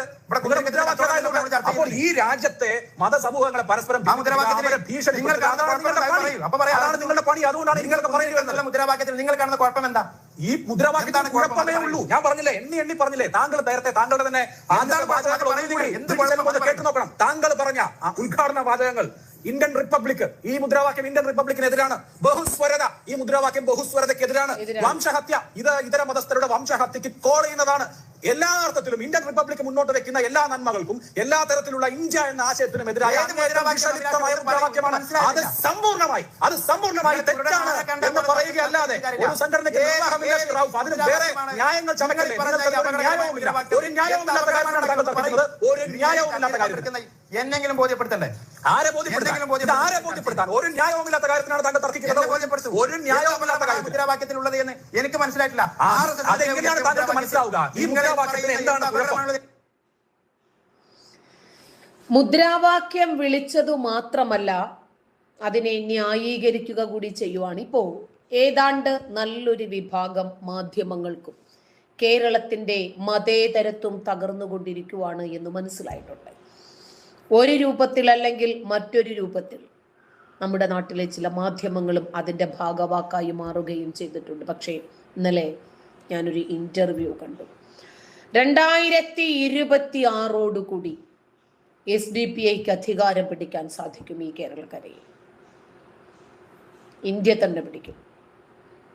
ഇന്ത്യ മുന്നണി വളരെ ചെറിയ ഒരു പിഴവ് മതി അത് തകർന്നു വീഴാൻ. കാരണം ഒരുപാട് അലയൻസുകളുണ്ടല്ലോ. ഞാൻ ആ ഇൻ്റർവ്യൂ കണ്ടപ്പോൾ ശ്രദ്ധിച്ചു പോയി. സത്യം ഇങ്ങനെ തുറന്നു പറയുന്ന ആളുകൾ ഈ കാലഘട്ടത്തിലും ഉണ്ടല്ലോ. സന്തോഷം. ഗോപകുമാറുമായിട്ടുള്ള സംഭാഷണം ഇവിടെ തുടരുകയാണ്. Welcome sir. നമ്മൾ കഴിഞ്ഞ അധ്യായങ്ങൾ നമ്മൾ ഡിസ്കസ് ചെയ്തത് BJP കേരളത്തിലെ ഭാവി എന്താണ്, കോൺഗ്രസ് സർവൈവ് ചെയ്യുമോ ഇല്ലയോ, CPM നശിക്കും എന്നുള്ള താങ്കളുടെ സബ്ജക്റ്റീവായിട്ടുള്ള കാഴ്ചപ്പാടുകൾ പറഞ്ഞു. ഒരുപാട് കാര്യങ്ങൾ താങ്കൾ പറഞ്ഞു. താങ്കളുടെ തന്നെ ഒരു വിലയിരുത്തൽ 2026 ആകുമ്പോൾ ഇവിടെ ആരൊക്കെ ശേഷിക്കും? അത് വളരെ ഇൻട്രസ്റ്റിംഗ് ഒരു ചോദ്യമാണ്. കാരണം കേരളം ഒരുപാട് രാഷ്ട്രീയ പാർട്ടികൾക്ക് ജന്മം കൊടുക്കുകയും അതിലേറെ രാഷ്ട്രീയ പാർട്ടികൾക്ക് അന്തകരാകുകയും ചെയ്തൊരു സമൂഹം കേരളത്തിലുള്ളത്. എന്ന് വെച്ചാൽ കേരളം ഒരു നിരവധി രാഷ്ട്രീയ പാർട്ടികൾ സമയം കേരളം ഒരു ശ്മശാന ഭൂമിയാണ്. അത് പഴയ കാലത്ത് അതിൻ്റെ ഒരു ഉദാഹരണം 1957 അന്ന് കേരള നിയമസഭയിൽ പ്രജാ സോഷ്യലിസ്റ്റ് പാർട്ടി എന്നൊരു പാർട്ടി ഉണ്ടായിരുന്നു, PSP. ഇപ്പോഴും നാമമാത്രമായിട്ട് ഇവിടെ ഉണ്ടെന്ന് തോന്നുന്നത്. ആ PSPക്ക് അന്ന് 9 സീറ്റ് ഉണ്ടായിരുന്നു 1957. 960 PSPക്ക് 20 സീറ്റ് ഉണ്ടായിരുന്നു. ഈ 960 വരുമ്പോൾ പഴയ ജനസംഘം, അതായത് ഇപ്പോഴത്തെ BJP പ്രാഗ്രഹം 0.07% വോട്ടാണ് അവർ കിട്ടിയത്. അവിടാണ് PSPക്ക് 20 സീറ്റ് ഉണ്ടായിരുന്നത്. അപ്പോൾ 1967 SSP എന്നൊരു പാർട്ടി ഉണ്ടായിരുന്നു, സോഷ്യലിസ്റ്റുകൾ. അങ്ങനെ ഒരു വിഭാഗം ആളുകളുണ്ടായിരുന്നു. അവരുടെ വംശനാശം സംഭവിച്ചു. വീരേന്ദ്രകുമാർക്ക് സോഷ്യലിസ്റ്റ് ആണെന്ന് അവകാശപ്പെടുന്നു. അങ്ങനെ കുറച്ച് ആളുകളുണ്ട്. അവർ അപ്രസക്തരായി കമ്മ്യൂണിസ്റ്റ് പാർട്ടിയെ അല്ലെങ്കിൽ കോൺഗ്രസിനെയൊക്കെ ഡിപ്പെൻഡ് ചെയ്യുന്ന എന്തെങ്കിലും 1-2 സീറ്റ് ജയിക്കാന്നുള്ളതിന് അപ്പുറത്ത് പേരിൽ SSPക്ക് 19 സീറ്റ് ഉണ്ടായിരുന്നു. അതുപോലെ തന്നെ 1977 ഉണ്ടായ ഒരു പാർട്ടിയാണ് NDP. NDPക്ക് 77 അവരെ 8 സീറ്റിൽ മത്സരിച്ചു, 5 സീറ്റ് ജയിച്ചു. 77 തൊട്ട് 92 വരെ NDP ഇവിടെ നിലനിന്നിരുന്നു. അപ്പം സീറ്റ് വലിയ വ്യത്യാസമില്ല വന്നു. മന്ത്രിമാരുണ്ടായിരുന്നു, ദേവസ്വം ബോർഡ് പ്രസിഡന്റ് ഉണ്ടായിരുന്നു. ആ പാർട്ടി ഒരു ശക്തമായ അത്യാവശ്യം ഒരു പ്രാദേശികമായ ഒരു പാർട്ടിയായിട്ട് മാറി. 92 മറ്റു പാർട്ടികളൊക്കെ മരിച്ചപ്പോഴേ PSP ഒക്കെ ഒരു യൗവനത്തിൽ മരിച്ചു, SSP ബാലമരണം സംഭവിച്ചു ഒക്കെ ആണെങ്കിൽ NDPയെ സംബന്ധിച്ചിടത്തോളം NDPയെ ഗില്ലറ്റിൻ ചെയ്യാൻ കൊല്ലുമായിരുന്നു എന്ന് പറഞ്ഞാൽ അതിന് കാരണം NDPക്ക് അന്ന് നേതൃത്വം കൊടുത്തത് NDP 77 ഉണ്ടാകുന്ന നേതൃത്വം കൊടുത്തത് കടമ്പൂർ ഗോപാലകൃഷ്ണനെയായിരുന്നു. അദ്ദേഹത്തിന് ഒരുപോലെ NDPയെയും NSSനെയും കൊണ്ടുപോകാൻ കഴിയുന്ന അനിതര സാധാരണമായ കഴിവുള്ള ഒരു നേതാവായിരുന്നു. അദ്ദേഹം അന്തരിച്ചു. തൊട്ട് പുറകെ PK നാരായണപ്പണിക്കർ എന്ന് പറയുന്ന നേതാവ് വന്നത് വളരെ ദുർബലനായ ഒരു നേതാവായിരുന്നു. അദ്ദേഹം വന്ന് പുറകെ G. സുകുമാരൻ നായർ അധികാരത്തിരുന്നു. അപ്പോൾ സുകുമാരൻ നായർ വന്നപ്പോൾ അദ്ദേഹത്തിന് മനസ്സിലാക്കി ഈ NSSും ഈ NDPയായിട്ട് കൊണ്ടുപോയ ഒരു കുഴപ്പം NDPക്ക് മന്ത്രിമാർ വരും, രണ്ട് അധികാര കേന്ദ്രം. മന്ത്രി കുടിവെച്ച കാറിൽ പെരുന്നയിൽ വരിക എന്ന് പറയുന്നത് അദ്ദേഹത്തിന് ചിന്തിക്കാനൊക്കെ ഒത്തിരി അപ്പുറമാണ്. അപ്പോൾ പിന്നെ എന്താ ചെയ്യാൻ പറ്റുക? ഇതിനെ വധം പ്രഖ്യാപിച്ചു. അങ്ങനെ അത് ഗില്ലറ്റിൻ ചെയ്തു. അങ്ങനെ 92 NDP ഇല്ലാതായി. ഒരു കാട്ടിൽ രണ്ട് സിംഹം മതി, ഒരു കാട്ടിൽ ഒറ്റ സിംഹം മതി. പിന്നെ സിംഹത്തിന്റെ കുഞ്ഞുങ്ങളൊക്കെ ആകാം. സിംഹത്തിന്റെ കാലം കഴിഞ്ഞ് കുഞ്ഞുങ്ങൾക്ക് പിന്നെ സിംഹമാകാമല്ലോ, സിംഹ കുഞ്ഞുങ്ങളല്ല, അതുകൊണ്ട് ആ കുഴപ്പമൊന്നും വരികയില്ല. അപ്പോൾ രണ്ടാമത് വന്നത് SRP എന്നൊരു പാർട്ടി ഉണ്ടായിരുന്നു. SRP SNDP ഉണ്ടാക്കിയ പാർട്ടിയായിരുന്നു. അവർക്ക് 2 MLA വരെ വന്നിട്ടുണ്ട് മാക്സിമം. പക്ഷേ അത് ബാലമരണം സംഭവിച്ചു പോയി. ആരംഭത്തിൽ തന്നെ അതങ്ങ് പോയി. അപ്പോൾ ഇങ്ങനെ ഒത്തിരി പാർട്ടികൾ വന്നിട്ടുണ്ട്. അതിനകത്ത് അത്യാവശ്യം സർവൈവ് ചെയ്ത് നിൽക്കുന്ന പാർട്ടി 1964 ഉണ്ടായ കേരള കോൺഗ്രസ് ആണ്. കേരള കോൺഗ്രസിന്റെ ഒരു സൃഷ്ടിക്ക് കാരണക്കാരനായ മാറിയത് മന്നത്ത് പത്മനാഭനാണ്. അദ്ദേഹമാണ് തിരുനക്കര മൈതാനത്ത് വെച്ച് ഇത് ഉദ്ഘാടനം ചെയ്യുന്നത്, കേരള കോൺഗ്രസ് നാമകരണം ചെയ്യുന്നതൊക്കെ. 65 കേരള കോൺഗ്രസ് 54 സീറ്റിൽ മത്സരിച്ചു. അവരുടെ 23 സ്ഥാനാർത്ഥിയും അവർ പിന്തുണച്ച 2 സ്വതന്ത്രന്മാരും അടക്കം 25 പേര് ജയിച്ചു. 54 മത്സരിച്ചാണ്. 62 വന്നപ്പോൾ അവർ 62 സീറ്റ് മത്സരിച്ചു. പക്ഷേ 5 ജയിച്ചുള്ളൂ. കേരള കോൺഗ്രസ് ഒരു കോട്ടയം മാത്രമായി ഒതുങ്ങിയിരിക്കുന്ന ഒരു പ്രാദേശിക പാർട്ടിയായി മാറിപ്പോയി. ഒരുപക്ഷെ തമിഴ്നാട്ടിലെ DMK പോലെ, അല്ലെങ്കിൽ പിന്നെ ഇവിടുത്തെ നമ്മുടെ ബംഗാളിലെ തൃണമൂലിനെ പോലെ, അല്ല ആന്ധ്രയിലെ തെലുങ്ക് ദേശം പാർട്ടിയെ പോലെ ശക്തമായ ഒരു പാർട്ടിയാണ്. അതുപോലെ നല്ലൊരു പാർട്ടിയായിട്ട് പറയാൻ ചന്ദ്രബാബു നായിഡുവിന്റെ പാർട്ടി, NT രാമറാവുവിന്റെ പാർട്ടി പോലെ ത്യാഗമായിരുന്നു. പക്ഷേ അതിനുള്ളൊരു സ്പേസ് ഉപയോഗപ്പെടുത്താൻ കേരള കോൺഗ്രസിന് കഴിഞ്ഞില്ല. അതിന് പ്രധാനപ്പെട്ട കാരണം കേരള കോൺഗ്രസ് അധികാരത്തിലെത്തി അവർക്ക് മന്ത്രിമാർ വരികയൊക്കെ ചെയ്തപ്പോൾ ഈ സഭകൾ ഇതിനെ അങ്ങ് ഹൈജാക്ക് ചെയ്തു. ബിഷപ്പുമാരുടെ നിയന്ത്രണത്തിലായി കേരള കോൺഗ്രസ്. അപ്പോൾ വന്നപ്പോൾ കോട്ടയം ജില്ല മാത്രമായി ഒതുങ്ങി നിൽക്കുന്ന ഒരു ഘട്ടത്തിലേക്ക് വന്നു. കോട്ടയം ജില്ലയ്ക്ക് അത് പുറത്ത് പോയില്ല. അങ്ങനെ അങ്ങ് ഒതുങ്ങി പോയി. ഇപ്പോൾ കേരള കോൺഗ്രസ് 9 ഗ്രൂപ്പ് എന്തോ കേരള കോൺഗ്രസ് ഉണ്ട്. വളരെ പഴകുകയും ചെയ്തിട്ടുണ്ട്. ഇല്ല, ഇനി അപ്രത്യക്ഷമായിക്കൊണ്ടിരിക്കുകയാണ്. ഓരോന്നോരോന്ന് അപ്രത്യക്ഷമായിക്കൊണ്ടിരിക്കുകയാണ്. ജേക്കബിന്റെ കാലത്തോട് കൂടി അത് കഴിഞ്ഞു. പോയി. അപ്പോൾ അത് അതിനകത്തുള്ള പ്രോബ്ലംസ് ഇല്ല. 5 കേരള കോൺഗ്രസ് കണ്ടുണ്ട്. പിന്നെ LDFിന്റെ കൂടെ UDFിന്റെ കൂടെ 4-3 കേരള കോൺഗ്രസ്. അപ്പോൾ കേരള കോൺഗ്രസ് എത്ര ഉണ്ട് എന്ന് ചോദിക്കുക, അതിന്റെ ചെയർമാൻമാരുടെ പേര് പറയുകയും ചെയ്യണമെന്നില്ല. മരിച്ചുപോയ ആൽബർട്ട് ഐൻസ്റ്റീൻ വന്നാലും നടക്കുന്ന കാര്യമല്ല. കാരണം അത്ര ദുരൂഹമാണ് ഈ സംഭവത്തിന്റെ കാര്യം. അപ്പോൾ കേരള കോൺഗ്രസ് പ്രാദേശിക പാർട്ടിയായി വളരാൻ സാധ്യതയുള്ള ഒരു കേരള കോൺഗ്രസ് ഇല്ലാതെ ഒരുപക്ഷെ അതിനെ പ്രാദേശിക പാർട്ടിയാക്കി വളർത്താൻ ഒരു ശ്രമം നടത്തിയ ആളാണ് K. മാണി സാർ. അതുകൊണ്ടാണ് അധ്വാനവർഗ സിദ്ധാന്തം പറഞ്ഞത്. കേരളത്തിൽ ഒരു ഇടതുപക്ഷ മനസ്സുണ്ട്. അതിൽ ആ ഇടതുപക്ഷ മനസ്സിനെ ഉപയോഗിച്ച് കേരള കോൺഗ്രസിനെ ശക്തമായ രാഷ്ട്രീയ പാർട്ടിയാക്കാൻ, പ്രാദേശിക രാഷ്ട്രീയ പാർട്ടിയാക്കാൻ ശ്രമം അദ്ദേഹം നടത്തി. പക്ഷേ കോൺഗ്രസ് കൂടെ ഒന്ന് പാലിച്ചു. നമുക്ക് നമ്മുടെ കൂടെ നിന്നോളൂ, നമ്മൾ ഒരു 2 പടി താഴെ കോട്ടയത്തിന് അപ്പുറത്തോട്ട് പോകണ്ട എന്നായിരുന്നു കോൺഗ്രസിന്റെ നിലപാട്. അദ്ദേഹം CPM പരീക്ഷിച്ചു. പക്ഷേ CPM-നെ കേരള കോൺഗ്രസിന്റെ സാധ്യത വേണ്ട പോലെ ഉൾക്കൊള്ളാൻ കഴിഞ്ഞില്ല. അന്നുണ്ടായിരുന്നു. ഇന്നുണ്ട്. പക്ഷേ പ്രയോജനമില്ല. ഒരു പ്രയോജനമില്ല. അന്ന് മാണി സാറിനെ പ്രോത്സാഹിപ്പിച്ചിരുന്നുവെങ്കിൽ, സപ്പോർട്ട് ചെയ്തിരുന്നുവെങ്കിൽ അദ്ദേഹത്തെ മുഖ്യമന്ത്രിയാക്കാൻ അന്ന് CPM തയ്യാറായിരുന്നേ. അതിനകത്ത് വേറെ കഥ, അത് നമ്മൾ അങ്ങോട്ട് പോകുന്നില്ല. അത് ഇല്ലാതാക്കിയതാണ്. അദ്ദേഹം ഇല്ലാതാക്കിയതല്ല, അല്ലാതെ ഇല്ലാതാക്കിയതാണ്. അപ്പോൾ എന്തായാലും ശരി, ഈ മാണി സാറിനെ ഉപയോഗപ്പെടുത്താൻ കമ്മ്യൂണിസ്റ്റ് പാർട്ടി കഴിഞ്ഞു. ഇപ്പോൾ കമ്മ്യൂണിസ്റ്റ് പാർട്ടി ഇപ്പോൾ വന്നിരിക്കുന്നത് മാണി സാറിന്റെ പാർട്ടി അവകാശമായിട്ട് വന്നത് ജോസ് കെ മാണിയാണ്. ഇപ്പോൾ കേരള കോൺഗ്രസ് മാണി ഗ്രൂപ്പാണ് വളരെ ഇച്ചിരി പ്രബലമായ ഒരു പാർട്ടി. ഈ മാണി ഗ്രൂപ്പ് കേരള കോൺഗ്രസ് നേരിടുന്ന പ്രധാനപ്പെട്ട ഒരു വെല്ലുവിളി, മാണി ഗ്രൂപ്പ് കേരള കോൺഗ്രസിന്റെ ചെയർമാൻ ജോസ് കെ മാണിക്ക് ഒരു നിയമസഭ മണ്ഡലമില്ല. 53 വർഷം K. മാണി സാറ് പാലയുടെ മുടിയൂടെ മന്നനായിരുന്ന അവിടെ ജോസ് കെ മാണിക്ക് മത്സരിക്കാൻ ധൈര്യം വന്നില്ല. അദ്ദേഹം മത്സരിച്ചില്ല. പിന്നെ മത്സരിച്ചപ്പോൾ തോറ്റുപോയി. അപ്പം നിയമസഭാ മണ്ഡലം ഇല്ലാത്ത ഒരു കേരള കോൺഗ്രസ് നേതാവിനെ, മന്ത്രി അല്ലാത്തൊരു കേരള കോൺഗ്രസ് നേതാവിന് പാർട്ടി നയിക്കാൻ പറ്റില്ല. അത് R. Balakrishnan, PJ Joseph, TM Jacob, ഇവരെല്ലാം മന്ത്രിമാരും പാർട്ടി ചെയർമാന്മാരും. കാരണം മന്ത്രി സെന്റഡ്, ഒരു മിനിസ്റ്റർ സെന്റഡ് പാർട്ടിയാണ് ഈ കേരള കോൺഗ്രസ്. അപ്പോൾ ഇപ്പോൾ ഉള്ള സംഭവം ചില റോഷി അഗസ്റ്റിനാണ് മന്ത്രി, ചെയർമാൻ ജോസ് കെ മാണിയാണ്. കാര്യം തീരുമാനിക്കാൻ റോഷി അഗസ്റ്റിന് എടുത്ത് പോയതിനെ പറ്റും. ജോസ് കെ മാണി എടുത്ത് പോകുന്നത് തീരുമാനിക്കുന്നത് ഒന്നും ചെയ്യാൻ പറ്റില്ല. അപ്പം അവരെ സംബന്ധിച്ചിടത്തോളം ഇന്ന് നേരിടുന്ന ഒരു പ്രശ്നം, അവർ വളരെ വേഗം ഒരു ഡീകെ ഒരു തകർച്ച നേരിട്ടുകൊണ്ടിരിക്കുകയാണ്. അത് സർവേ ചെയ്യാൻ അണികൾ അതൃപ്തരാണ്. അണികളല്ല, അണികളൊന്നും ഇല്ല, എല്ലാം പോയി കഴിഞ്ഞു. മാണി സാർ എന്ന് പറഞ്ഞൊരു വികാരം കടുത്തുരുത്തിയിലൊക്കെ ശക്തമായിട്ടുള്ള ആൾക്കാരുണ്ടായിരുന്നു. മാണി ഫാൻസ് ഉണ്ടായിരുന്നു.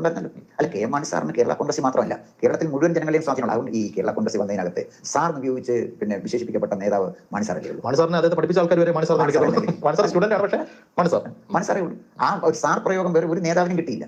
കാരണം ഞാനതാ പറഞ്ഞത്, അപ്പൊ അതിനകത്ത് ഉള്ളതിൽ ശക്തമായ മാണി ഗ്രൂപ്പ് കേരള കോൺഗ്രസിന് ഉണ്ടാകുന്ന ഒരു പ്രശ്നം, മാണി സാറിന്റെ ഒരു യഥാർത്ഥ പിൻഗാമിയാകാൻ ജോസ് കെ മാണിക്ക് കഴിഞ്ഞില്ല. അദ്ദേഹത്തിന്റെ പ്രോബ്ലം എന്ന് വെച്ചാൽ അദ്ദേഹത്തിന് രാഷ്ട്രീയ ഇച്ഛാശക്തിയില്ല. മാണി സാർ അടിവരയിട്ട് പറയുന്നതാണ്.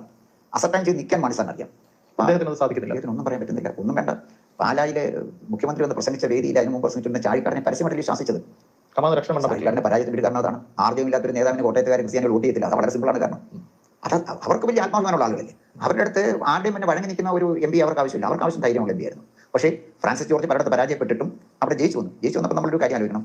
കേരളത്തിലെ ഏറ്റവും കൂടുതൽ നോട്ടായി വോട്ട് കിട്ടിയ രണ്ടാമത്തെ സ്ഥലം കോട്ടയമാണ്. 11,000 വോട്ടാണ്. 11,000 വോട്ടാണ് നോട്ടായി വോട്ട് കിട്ടിയത്. ഏറ്റവും കൂടുതൽ നോട്ടായി വോട്ട് കിട്ടിയത് ആലത്തൂരാണ്. ഈ നമ്മുടെ മന്ത്രി രാധാകൃഷ്ണൻ മത്സരിച്ചത് 12,000 വോട്ടാണ്. അദ്ദേഹം കാലം കഴിഞ്ഞു. ഇപ്പോൾ മകൻപിള്ളയാണ്. ദുർബലരാണെങ്കിലും ജമാഅത്ത് ഇസ്ലാമിയുടെ പൊളിറ്റിക്കൽ വിഭാഗമായ വെൽഫെയർ പാർട്ടി ഈ ഒരു സാഹചര്യത്തിൽ ഇവരുടെയൊക്കെ ഒരു മുസ്ലിം പൊളിറ്റിക്സ് എങ്ങനെയായിരിക്കും, എസ്പെഷ്യലി മലബാർ ഫോക്കസ് ചെയ്തിട്ട്? അല്ല, മുസ്ലിം ലീഗാണ് ആദ്യം ഉണ്ടായ മുസ്ലിം പാർട്ടി. അതിൽ മുസ്ലിം ലീഗ് വളർന്നു, പ്രതിപക്ഷ മുസ്ലിം ലീഗ് ഉണ്ടായി. പിന്നീട് വന്നത് PDP ഉണ്ടായി. അബ്ദുൽ നാസർ അല്ല, ഞാൻ പറഞ്ഞു വന്ന ആ പൊളിറ്റിക്സിലാണല്ലോ വരുന്നത്. PDP ഉണ്ടായത് കരുനാഗപ്പള്ളിയാണെങ്കിലും അത് വളർത്താൻ അദ്ദേഹം പോയത് പിന്നെ മലപ്പുറത്താണ്. അപ്പോൾ അന്ന് കുഞ്ഞാലിക്കുട്ടിക്കെതിരെ കടുത്ത വിമർശനം പറഞ്ഞുകൊണ്ടാണ് മദനി അവിടേക്ക് ചെല്ലുന്നതും ഒരു ഈ മുസ്ലിം ജനസാമാന്യത്തിലേക്ക് ചെല്ലുന്നതും ഒക്കെ. പിന്നെ വന്നത് വെൽഫെയർ പാർട്ടി വന്നു, SDPI വന്നു. അപ്പൊ ഇത്രയും പാർട്ടികളെ മുസ്ലിം കമ്മ്യൂണിറ്റി റെപ്രസെന്റ് ചെയ്യാനായിട്ട് നിൽക്കുന്നുണ്ട്. അതില് PDP അപ്രസക്തമായി അപ്രത്യക്ഷമായി തീർന്നു. പിന്നെ വരുന്നത് വെൽഫെയർ പാർട്ടിക്ക് നന്നായിട്ട് പെർഫോം ചെയ്യാൻ പറ്റുന്നത് കാരണം ജമാഅത്തെ ഇസ്ലാമിയുടെ പാർട്ടിയാണ്. അവരൊരു മൈക്രോസ്കോപ്പിക് മൈനോറിറ്റിയാണ്. സംഘബലം കൊണ്ട് ദുർബലമാണ്. അവരെ സംബന്ധിച്ചിടത്തോളം അവർക്ക് വളരാനുള്ള സ്പേസ് ഇല്ല. അവർക്ക് ആശയമുണ്ട്, അടിത്തറയുണ്ട്. അതുപോലെ തന്നെ SDPI അവർ കുറച്ചുകൂടെ മിലിറ്റന്റ് ആണ്. അവർ പോപ്പുലർ ഫ്രണ്ടിന്റെ പ്രോഡക്റ്റ് ആണ്. അപ്പോൾ അവരെ കൃത്യമായി ട്രെയിൻഡ് വോളണ്ടിയേഴ്സ് അവർക്കുണ്ട്. അപ്പോൾ അവരെ സംബന്ധിച്ചിടത്തോളം അവരുടെ ഒരു മിലിറ്റൻസിയിലും ആളുകളെ ഭീഷണിപ്പെടുത്തിയും ഭയപ്പെടുത്തിയും എതിർവാദങ്ങളെ നിർജ്ജീവമാക്കുകയാണ് അവർ ചെയ്തത്. പക്ഷേ അപ്പം നമ്മൾ കാര്യം ആലോചിച്ച് നോക്കണം. പ്രൊഫസർ ജോസഫിന്റെ കൈവെട്ടിയതിനു ശേഷമുള്ള കേരളത്തിലെ ചരിത്രം നോക്കണം. ജോസഫ് അറിയാതെ ടി പി കുഞ്ഞുമുഹമ്മദ് എഴുതിയ ഒരു സ്റ്റാൻസ് ട്രാൻസ്ലേറ്റ് ചെയ്യുന്നുള്ള അദ്ദേഹം അന്ത്യപ്രവാചകനെതിരെ ഒന്നും പറഞ്ഞില്ല. അദ്ദേഹം നിരപരാധിയാണ്. അദ്ദേഹം ഒന്നും ചെയ്തില്ല, അറിയാതെ ചെയ്തിട്ടാണ്. ഇതൊന്ന് തുറന്ന് പറയാൻ കേരളത്തിന് ഇത്രയും വർഷങ്ങൾ വേണ്ടി വന്നു. PT കുഞ്ഞുമുഹമ്മദ് എഴുതിയ തിരക്കഥയുടെ രീതിശാസ്ത്രം എന്ന ഭാഗത്തെ നോവലിന്റെ ഭാഗത്തിന്റെ ചെറിയ ഒരു കട്ടിങ് മാത്രം എടുത്ത് തൻ്റെ കുട്ടികൾക്ക് ചിഹ്നം മാറ്റി എഴുതാൻ ചോദ്യപേപ്പറിൽ ഉൾപ്പെടുത്തിയതിൻ്റെ പേരിൽ ജോസഫ് മാഷിന്റെ കൈയും കാലും നഷ്ടപ്പെട്ടു. അദ്ദേഹത്തിൻ്റെ മകനെ കൊണ്ടുപോയി ക്രൂരമായിട്ട് പീഡിപ്പിച്ചു. പെൻഷനും നഷ്ടപ്പെട്ടു, കൈയും കാലും പോയി. ഇനി എപ്പോഴാണ് കഴുത്ത് കണ്ടിക്കാൻ അവർ വരുമെന്നറിയാതെ ജോസഫ് മാഷിന്റെ ഭാര്യ സലോമി ആത്മഹത്യക്ക് കീഴടങ്ങി. ഇതെല്ലാം ചെയ്തിട്ടും അദ്ദേഹം പ്രവാചക നിന്ന എന്തെന്നു പോലും അറിയാത്ത ഒരു മനുഷ്യനായിരുന്നു. അദ്ദേഹം അത് ചെയ്തിട്ടുമില്ല. ശരി, തെറ്റെന്ന് പറഞ്ഞാൽ ആ ട്രാൻസ്ലേഷൻ കൊടുത്തു എന്ന് മാത്രമല്ലേ അദ്ദേഹം ചെയ്തുള്ളൂ. അദ്ദേഹത്തിനെ എതിർത്ത ആളുകൾ ഇതിപ്പോൾ ആലോചിക്കണം. പൊളിറ്റിക്കൽ ഇസ്ലാമിനെ എതിർക്കുന്ന ആരൊക്കെയാണ്? ആരിഫ് ഹുസൈൻ, നമ്മുടെ സോഷ്യൽ മീഡിയയിൽ ആരിഫ് ഹുസൈൻ എന്ന് പറഞ്ഞൊരു സാന്നിധ്യം, APM മുഹമ്മദ്, അതുപോലെ തന്നെ ജാമിദ ടീച്ചർ, ഇവരൊക്കെ വന്ന് വളരെ എത്ര രൂക്ഷമായിട്ടാണ് വിമർശിക്കുന്നവർ എന്താണെന്ന് വെച്ചാൽ. കാരണം വെച്ചാൽ അതോടുകൂടി, അതായത് അത്തരം ഒരു കാര്യം വന്നതോടുകൂടി ഈ ചിത്രമെല്ലാം മാറി. സെബാസ്റ്റ്യൻ ബാലിശ്ശേരി, അങ്ങനെ കണ്ടാണ്, ഞാൻ അതിന്റെ പേര് മറന്നുപോയി, അദ്ദേഹം ഈ ചാനൽ വന്നിരുന്ന ഈ ഇസ്ലാം മതത്തിനെ കുറിച്ച് അതിനിശ്ചിതമായിട്ട് വിമർശിക്കുന്ന ഞാൻ കേട്ടിട്ടുണ്ട്. അപ്പൊ അതുകൊണ്ട് ഒരാളെ കൈവെട്ടിയത് കൊണ്ടുണ്ടായ കുഴപ്പമാണെന്ന് ചോദിച്ചാൽ വിമർശനം കൂടുതൽ ശക്തമായി. പല വിമർശനങ്ങളും അൺപാർലമെന്റ്. ജോസഫ് മാഷിന്റെ കൈയും കാലും വെട്ടിയപ്പോ പോപ്പുലർ ഫ്രണ്ടുകാര് ചിന്തിച്ചത് ഇനിയും ഒരാൾ ഇസ്ലാമിനെ വിമർശിക്കാൻ, മുഹമ്മദ് എന്ന് എഴുതാൻ താല്പര്യപ്പെട്ട് ധൈര്യപ്പെട്ട് മുന്നോട്ട് വരരുത് എന്നായിരുന്നു. പക്ഷേ അതവർക്ക് തെറ്റിപ്പോയി. അവർക്ക് സംഭവിച്ച ഏറ്റവും വലിയ അബദ്ധങ്ങളിൽ ഒന്നായിരുന്നു ജോസഫ് മാഷിന്റെ കൈവെട്ടിയത്. ഇത് ജനാധിപത്യ രാജ്യമാണ്. അങ്ങനെ അങ്ങ് പേടിപ്പിച്ച ഒരാളെ കൊന്നതുകൊണ്ടോ കയ്യും കാലും വെട്ടിയത് കൊണ്ടോ മൃഗീയമായി അവരുടെ കുടലും മറ്റുമൊക്കെ വലിച്ചു പുറത്തിട്ട് കൂടം കൊണ്ടട്ടിച്ച് തലയോട്ടി തകർത്ത് ചുറ്റിക കൊണ്ട് മൃത ശരീരത്തെ പോലും വളരെ വികൃതമായ രൂപത്തിലാക്കി, ഇതൊക്കെ കണ്ടിട്ട് മറ്റുള്ളവരും ഭയന്ന് ഇസ്ലാമിനെ രക്ഷപ്പെടുത്താൻ കഴിയുമെന്നും ഇസ്ലാം രക്ഷപ്പെടുമെന്നും ഇവർ ധരിച്ചു പോയി. അവിടെയാണ് ഇവർക്ക് പണി കിട്ടിയത്. ഒരിക്കലും പ്രവാചകൻ വളർത്തിയതുപോലെ ഒരു ഇസ്ലാമിനെ വളർത്താൻ ഇവർക്ക് കഴിയില്ല. ഇവരെ ഭയപ്പെടുത്തിയും ഭീഷണിപ്പെടുത്തിയുമൊക്കെ ഇസ്ലാമിനെ പിടിച്ചു നിർത്താൻ ശ്രമിക്കുമ്പോൾ സാധിക്കില്ല എന്ന് തെളിയിക്കുകയാണ് ഇന്നത്തെ സോഷ്യൽ മീഡിയ. ജോസഫ് മാഷിന്റെ കൈ വെട്ടിയ അന്ന് മുതൽ ഇന്നു വരെ എടുത്തു നോക്കിയാൽ ഇസ്ലാം മത വിമർശനത്തിന്റെ ഘോഷയാത്രയാണ് മീഡിയകളിൽ കാണുന്നത്. ചെറിയ അൺപാർലമെന്ററി വിമർശനങ്ങളിലേക്ക് വന്നു. അതുകൊണ്ട് അങ്ങനെ ജനാധിപത്യ രാജ്യത്ത് അത് ചെയ്യാൻ പറ്റില്ല. പക്ഷേ ഇതേ കൈവെട്ടലിന് ശേഷം ആ കേസിൽ പ്രതികളായവരെ ഒരു ജനവിഭാഗം ജയിപ്പിച്ചെടുക്കുകയാണ്. അങ്ങനെയും സംഭവിച്ചു. കേരളം അതും സാക്ഷ്യം വഹിച്ചതാണ്. അത് പിന്നെ SDPI മാത്രമല്ല, CPM ക്രിമിനലുകളെ ജയിപ്പിച്ചിട്ടുണ്ടല്ലോ. കണ്ണൂരിലെ CPM ഞാൻ പേരില്ല, ആര് ജയിപ്പിച്ചു എന്നുള്ളതിനപ്പുറത്തേക്ക് ഒരു ജനവിഭാഗത്തിന് ഇടയിലേക്ക് ഇറങ്ങി ചെന്നിട്ട് എന്നെ ജയിപ്പിക്കൂ എന്ന് പറയുമ്പോൾ ആ നാട്ടിലെ വോട്ടർമാർ തീരുമാനിക്കണം ഇയാൾ ജയിക്കണോ വേണ്ടോ എന്നുള്ളത്. അപ്പോൾ അവർക്ക് ഇപ്പോഴും ഒരു സ്വീകാര്യത ഉണ്ട്. ലിമിറ്റഡ് ആയിട്ടുള്ള ഒരു കമ്മ്യൂണിറ്റി ഇടയിൽ അല്ലെങ്കിൽ ലിമിറ്റഡ് ആയിട്ടുള്ള ഒരു സർക്കിളെങ്കിലും they are still existing and they are in power എന്നതാണ് ഞാൻ പറയുന്നത്. തീർച്ചയായിട്ടും എക്സിസ്റ്റ് ചെയ്യുന്നുണ്ട്. അതുകൊണ്ട് ഒരു രാഷ്ട്രീയ അധികാരം കേരളത്തിൽ പിടിച്ചെടുക്കുക അത്ര പ്രായോഗികമല്ല. ഞാൻ പറഞ്ഞത് കേരളത്തിലെ, പക്ഷെ അതുപോലെ വേറൊരു കാര്യം താങ്കൾ പറഞ്ഞ പോലെ അവരെ ജനങ്ങൾ വെറുത്തു, മാഷിന്റെ കൈവെട്ടിയതോടെ എന്ന് പറയുമ്പോഴും അതിനുശേഷം അവരുടെ അക്രമങ്ങളിൽ നിന്ന് അവർ പിന്നോട്ട് പോയിട്ടില്ല. ആലപ്പുഴ അറിയാലോ, ഒരാളുടെ വീട്ടിൽ കയറി തല കൂടെ അടിച്ച് പൊട്ടിക്കുക എന്ന് പറഞ്ഞു കഴിഞ്ഞാൽ അത് നിസ്സാരമായി കാണാൻ പറ്റുന്ന കാര്യം. പാലക്കാട് രഞ്ജിത്ത് ശ്രീനിവാസനെ എങ്ങനെയാ കൊന്നത്? 12 പേര് മാരകായുധങ്ങളുമായിട്ട് ആ വീട്ടിലേക്ക് ഇരച്ചു കയറുന്നു. ആ വക്കീല് പറഞ്ഞത് കേട്ടാലുണ്ടല്ലോ, ഒരു മനുഷ്യനെ, പബ്ലിക് പ്രോസിക്യൂട്ടറാണ് ചാനലിൽ വന്നിരുന്നിട്ട് പറയുന്നത്, ആദ്യത്തെ മനുഷ്യൻ കൂടം കൊണ്ട് തലയിൽ ഒരു ഒറ്റയടി, തലയോട്ടി ചിന്നി ചിതറി തെറിച്ചു പോയി എന്നാ പറഞ്ഞത് ആ വക്കീല്. പിന്നീട് ഓരോരുത്തരും 12 പേരുടെ കയ്യിലും കൊണ്ടുവന്ന ആയുധങ്ങൾ വേസ്റ്റാക്കാൻ പറ്റില്ലല്ലോ. ഇവരിത്രയും ആളുകൾ കേറിയിറങ്ങിയ മൃതശരീരത്തോട് വൈരാഗ്യം തീർത്തു. ഈ കേരളത്തിൽ അരങ്ങേറിയ സംഭവമാണിത്. ല്ല ഇപ്പോഴും അവരുടെ അഗ്രസീവ്നെസ്സിന് ഒരു കുറവില്ല. അവരുടെ പൊളിറ്റിക്കൽ ഭാവി എന്താകും? ഇപ്പോൾ പോപ്പുലർ ഫ്രണ്ട് നിരോധിച്ചു, SDPI ഇപ്പോഴും നിൽക്കുന്നുണ്ട്, രാഷ്ട്രീയ വിഭാഗമായിട്ട് നിൽക്കുന്നുണ്ട്. പക്ഷെ അവരുടെ പൊളിറ്റിക്കൽ ഭാവി എന്താണ് എന്നുള്ളതാണ് നമുക്ക് അറിയേണ്ടത്. അല്ല, കേരളത്തിലെ പൊളിറ്റിക്കൽ ഭാവി എന്ന് പറഞ്ഞാൽ അത്തരം ഒരു പ്രത്യയശാസ്ത്ര, അത്തരം ഒരു നിലപാടിന് കേരളത്തിൽ അംഗീകാരം കിട്ടാൻ വലിയ ബുദ്ധിമുട്ടാണ്. കാരണം ഒന്നാമത്തെ കാര്യം, കേരളത്തിൽ ഏതെങ്കിലും ഒരു കമ്മ്യൂണിറ്റി മാത്രം വിചാരിച്ചാൽ ജയിപ്പിക്കാൻ കഴിയുന്നത് മുസ്ലിം കമ്മ്യൂണിറ്റിക്ക് മലപ്പുറം കോൺസ്റ്റൻസിലുള്ള 5 or 6 കോൺസ്റ്റൻസിൽ മാത്രമേ പറ്റുള്ളൂ. മലപ്പുറത്തിന്റെ മറ്റു കോൺസ്റ്റൻസികളുണ്ട്, എല്ലായിടത്തും മുസ്ലിങ്ങൾ മാത്രം വോട്ട് ചെയ്താൽ ജയിക്കില്ല, എല്ലാവരും വോട്ട് ചെയ്താലേ ജയിക്കുള്ളൂ. അവിടെ UDFന്റെ ഒരു കോട്ട എന്നുള്ള രീതിയിലാണ്. എന്നാലും അവിടെ മെജോറിറ്റി മുസ്ലിം ലീഗ് തന്നെയാണ്. അതെ, ഞാൻ പറഞ്ഞു വന്നത്. അപ്പൊ അങ്ങനെ വരുമ്പോൾ ചില പ്രശ്നങ്ങളുണ്ടാവും. 2 മുസ്ലിങ്ങൾ മത്സരിക്കുമ്പോൾ സെക്കുലറായ മുസ്ലിമിനായിരിക്കും മറ്റാളുകൾ വോട്ട് ചെയ്യുന്നത്. അപ്പോൾ അതുകൊണ്ട് മുസ്ലിം മതമൗലിക വാദത്തിന്റെ സ്പേസ് അതില്ല. അതുകൊണ്ടാണ് ഞാൻ പറഞ്ഞത് ലീഗിന്റെ പൊളിറ്റിക്സ് ആണ് കേരളത്തിന് അനുയോജ്യം എന്ന് പറയാനുള്ള കാരണം. പക്ഷേ SDPI മുന്നോട്ട് വയ്ക്കുന്ന മതമൗലികവാദം കേരളത്തിൽ ക്ലച്ച് പിടിക്കില്ല, പ്രയാസമാണ്. അതിനകത്ത് SDPIയും പോപ്പുലർ ഫ്രണ്ടും ഒക്കെ ആദ്യം മുന്നോട്ട് വെച്ച വളരെ തന്ത്രപൂർവ്വം മുന്നോട്ട് വെച്ച ആശയമുണ്ട്. ദളിത് പിന്നോക്ക ന്യൂനപക്ഷ ഐക്യം, അതിലൂടെ അധികാരം പിടിക്കാം. അത് പിന്നെ മദനിയും അത് മുന്നോട്ട് വെച്ചതാണ്. അത് ദളിത് പിന്നോക്ക ന്യൂനപക്ഷ ഐക്യം എന്ന് പറയുന്ന മുസ്ലിങ്ങൾ ക്രിസ്ത്യാനികളെ അവർ ന്യൂനപക്ഷമായിട്ട് കണക്കാക്കിയിട്ടില്ല. ക്രിസ്ത്യാനികളെ അവരെ സവർണയുടെ കൂട്ടത്തിലാണ് പെടുത്തിയിരിക്കുന്നത്.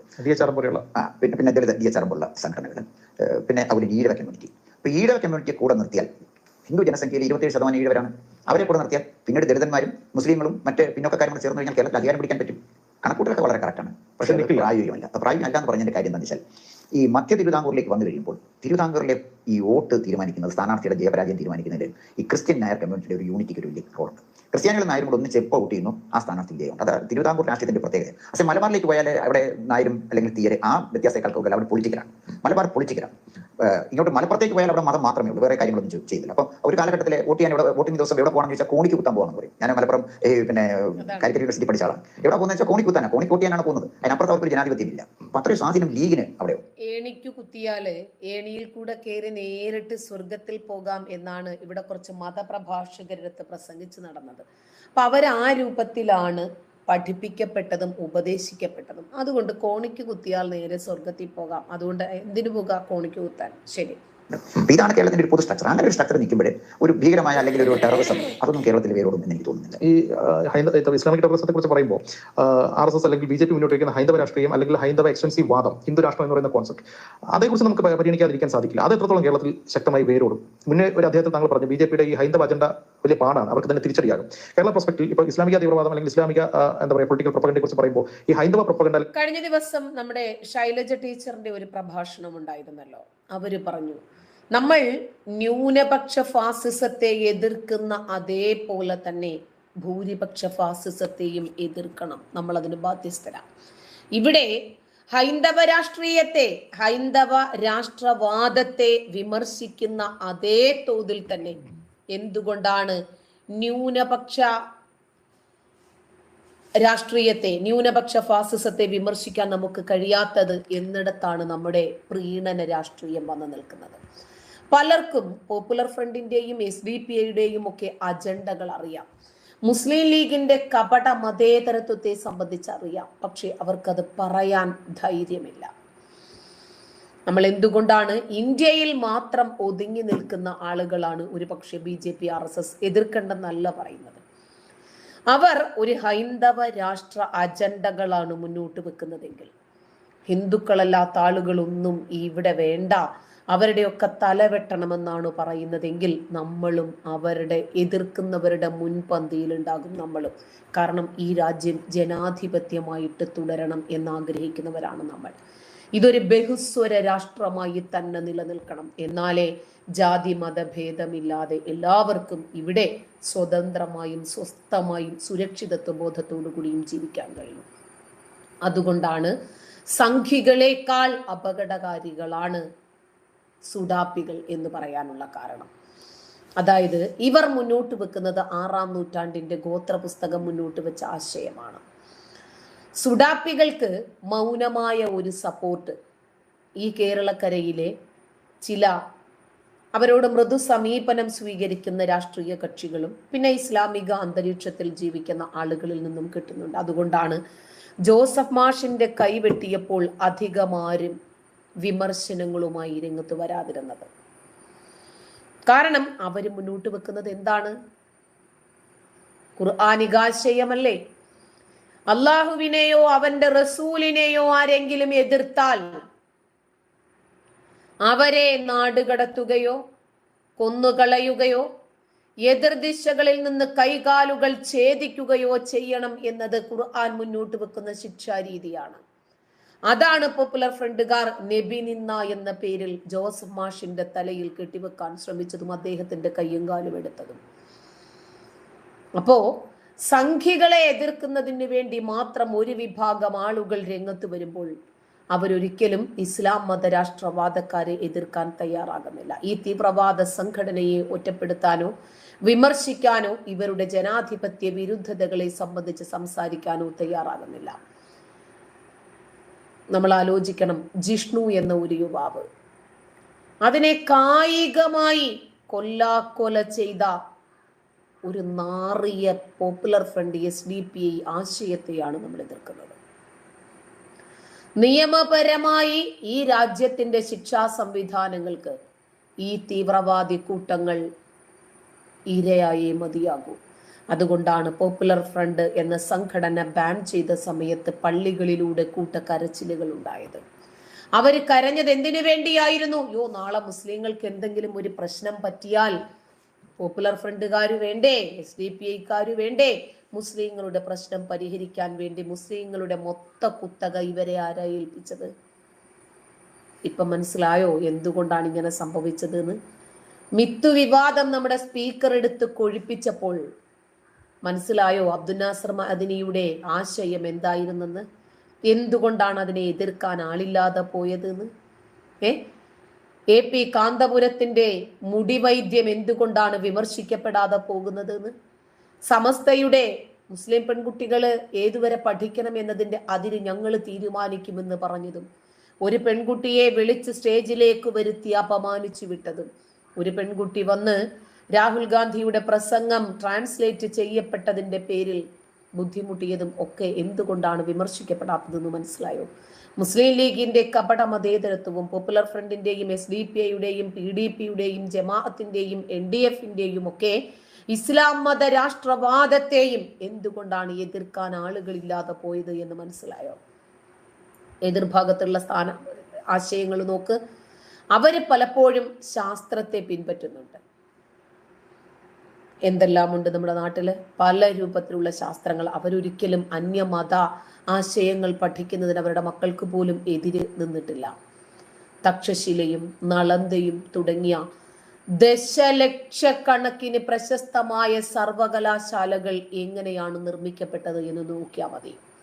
ശാസ്ത്രബോധമില്ലാത്ത മതഭ്രാന്തന്മാരായ മുസ്ലിം തീവ്രവാദികൾ എന്തിനാണ് അതിനൊക്കെ തീയിട്ടത് എന്ന് ചിന്തിച്ചാൽ മതി. നമുക്കറിയാം, കല, കായികം, സംഗീതം, നൃത്തം, സിനിമ, നാടകം, എല്ലാ തരത്തിലുള്ള കലാകായിക രംഗത്തും മികവ് പുലർത്താൻ എന്നും മറ്റുള്ള സംഘടനകൾ, മറ്റുള്ള മതവിഭാഗം മുന്നിലുണ്ടായിരുന്നു. അതൊന്നും ഹിന്ദുക്കൾക്കും ക്രിസ്ത്യാനികൾക്കും ഹറാമായിരുന്നില്ല. അവാർഡ് സ്വീകരിക്കാൻ ഒരു പെൺകുട്ടി സ്റ്റേജിൽ കയറിയപ്പോൾ ലജ്ജ തോന്നിയ സമസ്തയുടെ അബ്ദുള്ള മുസ്ലിയാരെ വിമർശിക്കാൻ എത്ര മാധ്യമങ്ങൾ തയ്യാറായി, എത്ര പേര് അടുപ്പ് കൂട്ടിയുള്ള ചർച്ചകൾ നടത്തിയെന്ന് നിങ്ങൾ നോക്കിയാൽ മതി. ഇത് ശാസ്ത്രബോധമില്ലായ്മയാണോ, ജനാധിപത്യ ബോധമില്ലായ്മയാണോ, അതോ അന്ധമായിട്ടുള്ള മതത്തിന്റെ പിൻഗാമിയായതുകൊണ്ടാണോ ഇത്തരം ആശയങ്ങളെ നെഞ്ചിലേറ്റുന്ന ആളുകൾ ഹിന്ദുക്കളെ ക്രിസ്ത്യാനികളെയും ഒക്കെ നവോത്ഥാനം പഠിപ്പിക്കാൻ ഇറങ്ങി തിരിച്ചിരിക്കുവാണ്? ആരോ എന്തോ എവിടെയോ പറഞ്ഞതിന്റെ പേരിൽ നമ്മുടെ സ്പീക്കർ വേട്ടയാടപ്പെട്ടു എന്ന് പറഞ്ഞു. വേട്ടയാടപ്പെട്ടത് ജോസഫ് മാഷാണ്. എന്നെ പോലെയുള്ള ആളുകളാണ് നിരന്തരം വേട്ടയാടപ്പെടുന്നത്. വാളുകൊണ്ട് മാത്രമല്ല വേട്ടയാടാൻ പറ്റുന്നത്. ചോദ്യങ്ങൾക്ക് ആശയപരമായി മറുപടികളില്ലാതാകുമ്പോൾ ഇവരുടെ വായയിൽ പഴം തിരികെ വെച്ചിരിക്കുവാണ്. അതുകൊണ്ട് ഇവരുടെ ഇരട്ടത്താപ്പുകൾ തെറികളിലൂടെ, ഭീഷണികളിലൂടെ, കൊലവിളികളിലൂടെയൊക്കെ നീതീകരണമില്ലാത്ത രൂപത്തിൽ വേട്ടയാടിക്കൊണ്ടിരിക്കുവാണ് ഞാനൊക്കെ, വേട്ടയാടപ്പെട്ടുകൊണ്ടിരിക്കുവാണ് ഞാനൊക്കെ. നമ്മുടെ വായ മൂടിക്കെട്ടാൻ ഏതെല്ലാം രൂപത്തിലാണ് ശ്രമിക്കുന്നത് നിങ്ങളുമായിട്ട് സാന്ദർഭികമായി ഓർമ്മ വന്ന ഒരു വിഷയം പറയാം. എന്തുകൊണ്ടാണ് ഇവർ ഈ രൂപത്തിൽ തെറി വിളിക്കുന്നത് നോക്കി. എന്നെ സംബന്ധിച്ചിടത്തോളം ഞാൻ ഒരു സംഘടനയുടെയും വക്താവല്ല. യുക്തിവാദ സംഘടനകളിൽ പോലും ഞാൻ മെമ്പർഷിപ്പ് എടുത്തിട്ടുള്ള ആളല്ല. എസൻസ് അടക്കമുള്ള ഒരു യുക്തിവാദി സംഘടനയിലും ഞാൻ മെമ്പർഷിപ്പ് എടുത്തിട്ടില്ല. എനിക്ക് പ്രത്യേകിച്ച് ഏതെങ്കിലും ഒരു സംഘടനയുടെയോ സംഘത്തിൻ്റെയോ പിൻബലമില്ല. അതുകൊണ്ട് ഇസ്ലാമിനെ വിമർശിക്കണമെങ്കിൽ പലതും വേണം എന്ന് ഞാൻ തിരിച്ചറിഞ്ഞു. ഇന്ന് ഇസ്ലാമിനെ പല ആളുകളും വിമർശിക്കുമ്പോൾ ഞാൻ അവരോട് പറയാറുണ്ട്, ഒന്ന് നോക്കിയും കണ്ടും നിന്നു, അതല്ലെങ്കിൽ എന്നെ പോലെ വലിയ നഷ്ടങ്ങൾ സംഭവിച്ച വ്യക്തികളിൽ നിങ്ങൾ അകപ്പെട്ടു പോകും. ഇപ്പോ കേരളത്തിൽ മാത്രമല്ല, കേരളത്തിനകത്തും പുറത്തും ഒരുപാട് നാടുകളിൽ കേസുകളിൽ കുടുക്കിയിടാൻ ഇവർ ശ്രമിക്കുന്നുണ്ട്. ഇനിയും തലവെട്ടും, കൈവെട്ടും, കാലുവെട്ടും, ഭീഷണിപ്പെടുത്തലും, വീട്ടിൽ കല്ലെറിയലും, മക്കള് പഠിക്കുന്ന സ്ഥാപനത്തിൽ പോയി മക്കളെ ഉപദ്രവിക്കലും ഒന്നും കൊണ്ട് ഇസ്ലാമിനെ സംരക്ഷിക്കാൻ കഴിയില്ല എന്ന് ഏതാണ്ട് ഉറപ്പായിരിക്കുന്നു. നവാസിബിയെ എന്താടാ നിനക്ക് വേണ്ടത്? എന്താടാ നിനക്ക് വേണ്ടത്? നിന്റെ ഉമ്മായി നീ വീട്ടിൽ വിളിക്കുന്ന വിളിയൊന്നും ഇവിടെ എന്നെ വന്ന് വിളിക്കണ്ട കേട്ടാ. കുറെ നീ വിളിച്ചു, ഞാൻ മിണ്ടാതിരുന്നു. വിളിച്ചിട്ട് പൊയ്ക്കോട്ടെ, നിന്റെ വായുനാറ്റം മാറട്ടെ എന്ന് വിചാരിച്ചു. ഇപ്പൊ മനസ്സിലായോ? ഈ തെറി വിളിക്കുന്നത് എന്തുകൊണ്ടാണെന്ന് ഇവർക്ക് മറുപടികൾ ഇല്ലാത്തത് കൊണ്ടാണ്. ഇങ്ങനെ നിരന്തരം കേസുകളിൽ കുടുക്കി മനുഷ്യന്റെ മനസമാധാനം കളയാൻ ശ്രമിക്കുന്നത് എന്തുകൊണ്ടാണെന്ന് പറയുമ്പോൾ ഇസ്ലാം മരണാസന്നമായ ദശയിലായതുകൊണ്ടാണ്. ഇസ്ലാമിനെ സംരക്ഷിക്കാൻ ഇവർക്ക് മറ്റൊരു മാർഗവും ഇല്ലാത്തത് കൊണ്ടാണ്. ആശയപരമായി സംവദിക്കാൻ സാധിക്കുന്നില്ല. ആശയങ്ങളില്ലല്ലോ, ആയുധങ്ങളല്ലേ ഉള്ളൂ. പിന്നാകെയുള്ളത് എന്താ?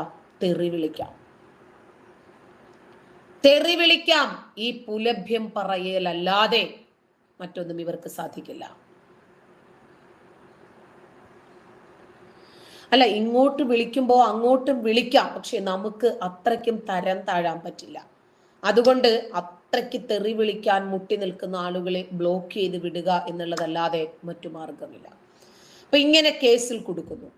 നമ്മളെ സാമ്പത്തികമായി തകർക്കുക എന്നതൊരു ഉദ്ദേശമാണ് ഇവരുടെ. 2, മാനസികമായി തകർക്കുക എന്നത് ഇവരുടെ ഇന്റൻഷനാണ്. 3, കുടുംബത്തിന്റെ അടിത്തറ നശിപ്പിക്കുക, തകർക്കുക. ഇത് 3ഉം ഏതാണ്ട് ഇവർ നല്ല രൂപത്തിൽ പ്രയോഗിക്കുന്നുണ്ട്. ഇസ്ലാമിനെ വിമർശിക്കുന്നു. എത്ര കേസുകളാണെന്നറിയാമോ? എത്ര കേസുകളാണ് വന്നിരിക്കണെന്ന് അറിയാമോ? എന്തിനാ? Live പ്രോഗ്രാമുകൾക്ക് case. റഫറൻസ് ഇട്ടിട്ടാണ് സംസാരിച്ചിട്ടുള്ളത്. നല്ലതാണ് അതൊരർത്ഥത്തില്. എല്ലാ കാലവും ജയിലുകൾക്ക് നമ്മളെ സംരക്ഷിക്കാനൊന്നും കഴിയില്ലല്ലോ. അതുകൊണ്ട് ഈ ആശയം തുറന്നു പറയുന്നതിനെ നിങ്ങൾ എത്രമാത്രം ഭയക്കുന്നു അത്രമാത്രം ഇത് പറഞ്ഞുകൊണ്ടേയിരിക്കും. ഇത് തുറന്നു പറഞ്ഞതുകൊണ്ടല്ലേ നിങ്ങൾ എനിക്കെതിരെ കേസുമായിട്ട്. സാമ്പത്തികം വേണം. കേസ് വക്കീലിന് എത്രയാ ഒരു മുൻകൂർ ജാമ്യത്തിന് പൈസ? ഹൈക്കോടതിയെ സമീപിക്കണ്ടേ? അപ്പോൾ കുറേ പണം ഒന്ന് ഇറങ്ങിക്കോട്ടെ, വക്കീലിന് പണം കൊടുക്കണം, കുറേ ടൈം നഷ്ടപ്പെട്ടു പോകട്ടെ. ഇങ്ങനെ കുറേ പീഡിപ്പിച്ച് കഴിഞ്ഞാൽ ഇവർ ഇസ്ലാം മത വിമർശനം അങ്ങ് അവസാനിപ്പിക്കും എന്ന് ധരിച്ചിട്ടാണ് ഇവരിത് ചെയ്യുന്നതെങ്കിൽ തോറ്റുപോകും നിങ്ങൾ. തോറ്റുപോകും. നിങ്ങൾ വിചാരിച്ചാലൊന്നും ഈ ഇസ്ലാം അള്ളാഹുവിൻ്റെ മതമല്ലേ, നിങ്ങൾക്ക് സംരക്ഷിക്കാൻ കഴിയില്ല. അള്ളാഹുവിൻ്റെ മതമായതുകൊണ്ട് അള്ളാഹു ഇതിനെ സംരക്ഷിച്ച് നിർത്തുമെന്ന് അള്ളാഹു തന്നെ നമ്മളോട് വാഗ്ദാനം ചെയ്തതല്ലേ. അതായത് ഒരു പരിഷ്കൃത സമൂഹത്തില് ഈ രാജ്യത്തിന്റെ ജനാധിപത്യ നിയമങ്ങളെ ഉൾക്കൊള്ളാൻ പോലും ഇവരുടെ മനസ്സ് പാകമാകാത്തത് 3.5 വയസ്സ് മുതലുള്ള മദ്രസാ ബുദ്ധി വെച്ചിട്ടാണ്. നമ്മൾ എന്തുകൊണ്ടാണ് ഇസ്ലാമിനെ വിമർശിക്കുമല്ല, ഇസ്ലാമിലുള്ള വസ്തുതകളാണ് പറയുന്നത്. ഇവർക്ക് സഹിക്കാൻ പറ്റാത്തത് എന്തുകൊണ്ടാണ്? ഇവരെന്തുകൊണ്ടാണ് ഇങ്ങനെ നമ്മളെ കൊല്ലാലായിട്ട് കേറിക്കി ചീറി അടുക്കുന്നത്? എന്തുകൊണ്ടാണ്? ഇവരുടെ തലച്ചോറ് ഇന്നും നിൽക്കുന്നത് മദ്രസാ ബുദ്ധിയിലാണ്. അതുകൊണ്ട് ശാസ്ത്രബോധം പോയിട്ടൊരു പൊതുബോധം പോലും ഇവരിൽ നിന്നും നമ്മൾ പ്രതീക്ഷിക്കേണ്ട. ഇവരോട് ശ്രീനാരായണ ഗുരുവിൻ്റെയും ചട്ടമ്പി സ്വാമികളുടെയും മഹാത്മാഗാന്ധിയുടെയും അതല്ലെങ്കിൽ അയ്യങ്കാളിയുടെയും ഒക്കെ ആശയം പറഞ്ഞുകൊണ്ട് ചെന്നാൽ അവരൊക്കെ ആരാന്ന് ചോദിക്കും. ഇവര് കേരളത്തിൽ നവോത്ഥാനം പഠിക്കണമെങ്കിൽ, ഭരണഘടന പഠിക്കണമെങ്കിൽ, ഈ രാജ്യത്തിന്റെ ജനാധിപത്യത്തിന്റെ നിലനിൽപ്പിൽ നമ്മൾ ഓരോരുത്തരും ഭാഗവാക്കാകണം എന്ന് പഠിക്കണമെങ്കിൽ 3.5 വയസ്സ് മുതൽ 1400 കൊല്ലങ്ങൾക്ക് മുമ്പുള്ള ആശയം പഠിക്കാൻ വേണ്ടിയിട്ട് മദ്രസയിൽ വിട്ടാൻ പറ്റില്ല. അതല്ലെങ്കിൽ ഇവർ ജീവിക്കേണ്ടത് അറേബ്യയിലാണ് എന്ന് ഇവരെ ബോധ്യപ്പെടുത്തേണ്ടി വരും. മതപുസ്തകം, മതപരമായ ആശയം, അതിന്റെ വിശ്വാസം, ആചാരങ്ങൾ, അനുഷ്ഠാനങ്ങൾ ഒക്കെ ഒരു വ്യക്തിയെ സംബന്ധിച്ചിടത്തോളം അവരുടെ സ്വാതന്ത്ര്യമാണ് അംഗീകരിക്കുന്നത്. ഏത് മതപുരോഹിതനും പറയാം, ഏത് മുസ്ലിമിനും പറയാം. അവരുടെ ആശയത്തെ വിമർശിക്കുന്നു എന്ന് കണ്ടാൽ തെറിയും വിളിക്കാം. നിങ്ങളുടെ സംസ്കാരം അനുസരിച്ചിട്ടല്ലേ നിങ്ങൾക്ക് റിയാക്ട് ചെയ്യാൻ പറ്റൂ, വിളിച്ചോ. പക്ഷേ ഇത് ജനാധിപത്യ രാജ്യമാണ് എന്നൊന്ന് ബോധ്യപ്പെടണം. നിങ്ങൾക്ക് നിങ്ങളുടെ ആശയങ്ങളെ ഫോളോ ചെയ്യാനും പ്രചരിപ്പിക്കാനും പറ്റുന്നത് പോലെ തന്നെ എനിക്ക് എൻ്റെ വിശ്വാസങ്ങളെയും എൻ്റെ ബോധ്യങ്ങളെയും ഒക്കെ പിൻപറ്റാൻ, അതിനെ പ്രൊവൈഡ് ചെയ്യാൻ, അതിനെ പ്രചരിപ്പിക്കാൻ സ്വാതന്ത്ര്യമുണ്ട് എന്ന് മനസ്സിലാക്കണമെങ്കിൽ സമൂഹത്തിൻ്റെ സാമാന്യ നീതിയോട്, സാമാന്യ ബുദ്ധിയോട് നിങ്ങൾ കലഹിക്കേണ്ടി വരും. മദ്രസകളിൽ നിന്ന് നിങ്ങൾ പഠിക്കുന്ന ആശയങ്ങളാണ് സമൂഹത്തിലെ പൊതുബോധമുള്ള ആളുകളിൽ നിന്ന് നിങ്ങളെ വ്യത്യസ്തരാക്കുന്നത്. നിങ്ങൾ എടുത്തു ചുറ്റിയ ഈ ഇസ്ലാം എന്ന കുപ്പായമുണ്ടല്ലോ, നാട് തിരിച്ചറിഞ്ഞു കഴിഞ്ഞു. ആ കുപ്പായത്തിനകത്തുള്ള അന്യമത വിരോധവും യുദ്ധക്കൊതിയും പെണ്ണുപിടിയും ഇസ്ലാം മത രാഷ്ട്രവാദവും എന്താണ് എന്ന് ഇന്ന് പൊതുസമൂഹം തിരിച്ചറിഞ്ഞു എന്നത് മാത്രമാണ് നമ്മൾ ആകെ കാണുന്ന ഒരു വളർച്ച. പെൺകൂട്ടായ്മയിലെ പ്രതിജ്ഞ തിരുത്തേണ്ടി വന്നു. എന്തുകൊണ്ടാണെന്നറിയാമോ? മതപ്രീണനം നമ്മളുടെ അജണ്ടയാണ് എന്ന് മതതീവ്രവാദികൾ തിരിച്ചറിഞ്ഞതുകൊണ്ട്. കുട്ടികളുടെ സ്കൂൾ വിദ്യാഭ്യാസ വേഷം, യൂണിഫോം അഴിച്ചു വെച്ച് ഹിജാബിന് വേണ്ടി സമരമുഖത്തേക്ക് ഇറങ്ങേണ്ടി വന്നു ഒരു രാഷ്ട്രീയ പാർട്ടി. എന്തുകൊണ്ടാണെന്നറിയാമോ? ആ മതപ്രീണനത്തിന്റെ വക്താക്കളാണ് നമ്മൾ എന്ന് പലപ്പോഴും പല ആശയങ്ങളിലൂടെയും പല നിലപാടുകളിലൂടെയും നമ്മൾ തെളിയിച്ചപ്പോൾ അവർക്ക് മനസ്സിലായി നമുക്ക് നട്ടെല്ലില്ലാതെ പോയതാണെന്ന്. അതുകൊണ്ട് ആ പാർട്ടിയുടെ നവോത്ഥാനം ഇവിടെ വന്നിട്ട് ഞങ്ങളുടെ മുതുകത്ത് എഴുതാൻ നിൽക്കല്ലേ, നിങ്ങളുടെ തറവാട്ടിലേക്ക് പോയിക്കോ. അവിടെയാണ് നിങ്ങൾക്ക് അതിൻ്റെ ആശയങ്ങൾ പേറാൻ എളുപ്പമുള്ള നാട്, എളുപ്പമുള്ള വീട്, എളുപ്പമുള്ള പരിതസ്ഥിതിയും സാഹചര്യങ്ങളും. നൂറ്റാണ്ടിന് പുറകിലേക്ക് ഒരു പുരോഗമന സമൂഹത്തെ കൊണ്ടുപോയി ആ കാലഘട്ടത്തിലെ ഗോത്രശരികളുമായി, ആ കാലഘട്ടത്തിലെ മതബോധവുമായി, ആ മതബോധമാണ് പുരോഗമനമെന്ന് പഠിപ്പിക്കുന്ന വിരോധാഭാസമുണ്ടല്ലോ, ഇന്ന് വെളിവും വെള്ളിയാഴ്ചയുമുള്ള ഒരു സമൂഹത്തോട് നിങ്ങൾക്കത് പറയാൻ പറ്റില്ല.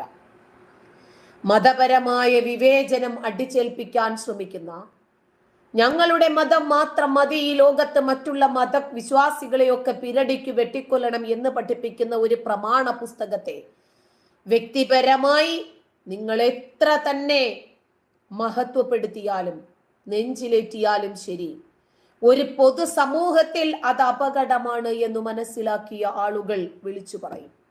ഞാനും അത് തന്നെയാ ചെയ്യുന്നത്. നാസർ ഫൈസി കൂടത്തായിക്ക് നിപ്പ വൈറസ് വന്ന സമയത്ത് പ്രവാചകനെ സംബന്ധിക്കുന്ന പ്രകീർത്തനങ്ങളാകുന്ന മങ്കൂസ് മൗലുദ് പാരായണം ചെയ്താൽ മതി എന്ന് പറയാമെങ്കിൽ, സത്താർ പന്തല്ലൂരിനെ പോലെയുള്ള ആളുകൾക്ക് നല്ല രൂപത്തിൽ ചലഞ്ച് ചെയ്യാം, ഭീഷണിപ്പെടുത്താമെങ്കിൽ, ക്ഷേത്രത്തിന് പണം കൊടുക്കുന്നത് വേശ്യാലയത്തിന് കൊടുക്കുന്നത് പോലെയാണ് എന്ന് ബാലുശ്ശേരിക്ക് പറയാമെങ്കിൽ, ഖദീജയുടെ പഴയ വീട്, പ്രവാചകന്റെ ഭാര്യയായ ഖദീജയുടെ വീട് ഇന്നത്തെ സൗദി അറേബ്യയുടെ ഗക്കൂസാക്കി മാറ്റിയിരിക്കുന്നു എന്ന് റഹ്മത്തുള്ള കാസിമി മൂത്തേടത്തിന് പറയാമെങ്കിൽ,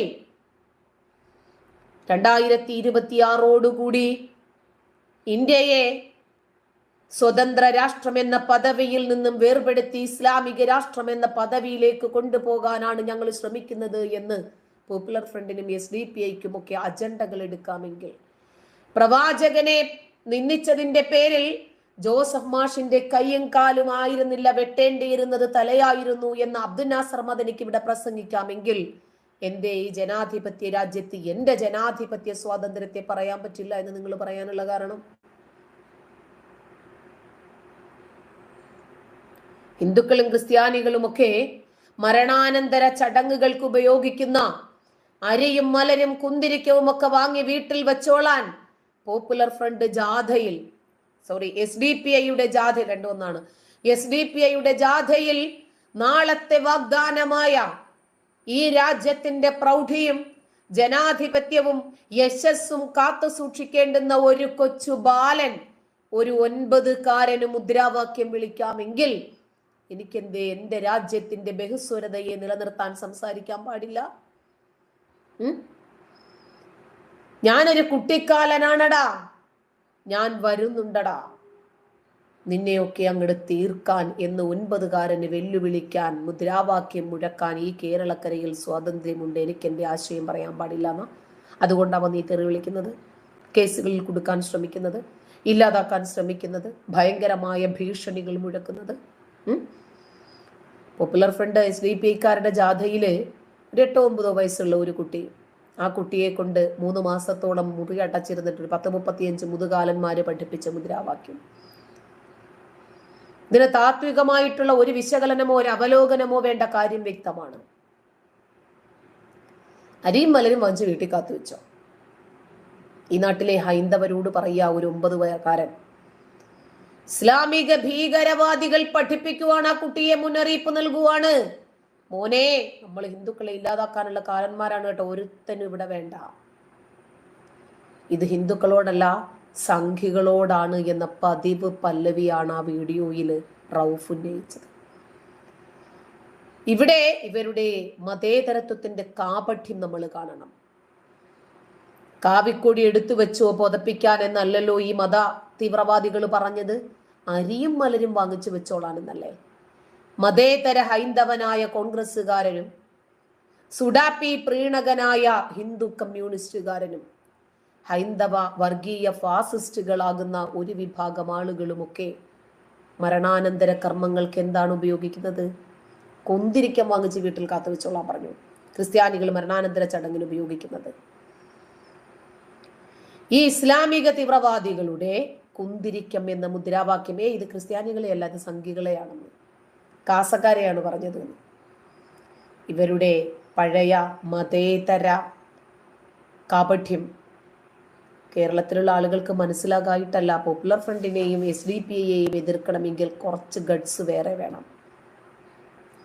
സുഡാപ്പികളെ പ്രീണിപ്പിച്ചുകൊണ്ടിരിക്കുന്ന നമ്മുടെ നാട്ടിലെ ഇടതന്റെയും വലതന്റെയും സെമിത്തേരിയിലേക്ക് എടുക്കുന്ന രൂപത്തിലുള്ള മുദ്രാവാക്യമാണ് നമ്മൾ ആ കണ്ടത്. സെമിത്തേരിയിൽ ക്രിസ്ത്യാനികളെ എടുക്കുക കേട്ടോ, ശരിയെന്ന ശവക്കല്ലറയിലേക്ക്.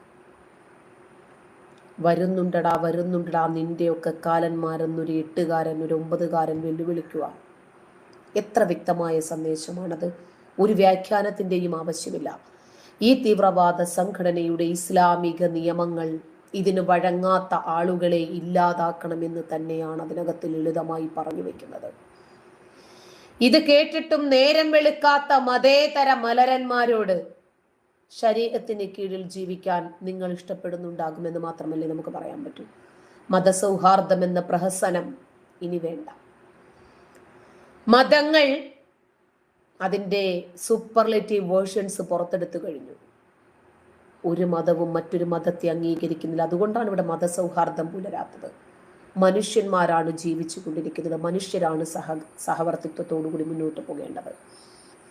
നമ്മുടെ മതം ശരിയാണ് എന്ന് നമ്മളും, അവരുടെ മതം ശരിയാണ് എന്ന് അവരും. ഈ മതങ്ങൾ തമ്മിൽ അടിക്കുന്നതിന് പകരം മനുഷ്യന്മാർ തമ്മിൽ അടിച്ച് രക്തപ്പുഴകൾ ഒഴുക്കിയ ചരിത്രമുണ്ട് നമ്മുടെ ലോകത്തിന്. ചരിത്രം പരിശോധിച്ചാൽ മതി. മതം എപ്പോഴാണോ രാഷ്ട്രീയത്തിൽ സ്വാധീനം ചെലുത്തിയത്, അന്ന് തുടങ്ങി മനുഷ്യന്റെ ആപത്ത്.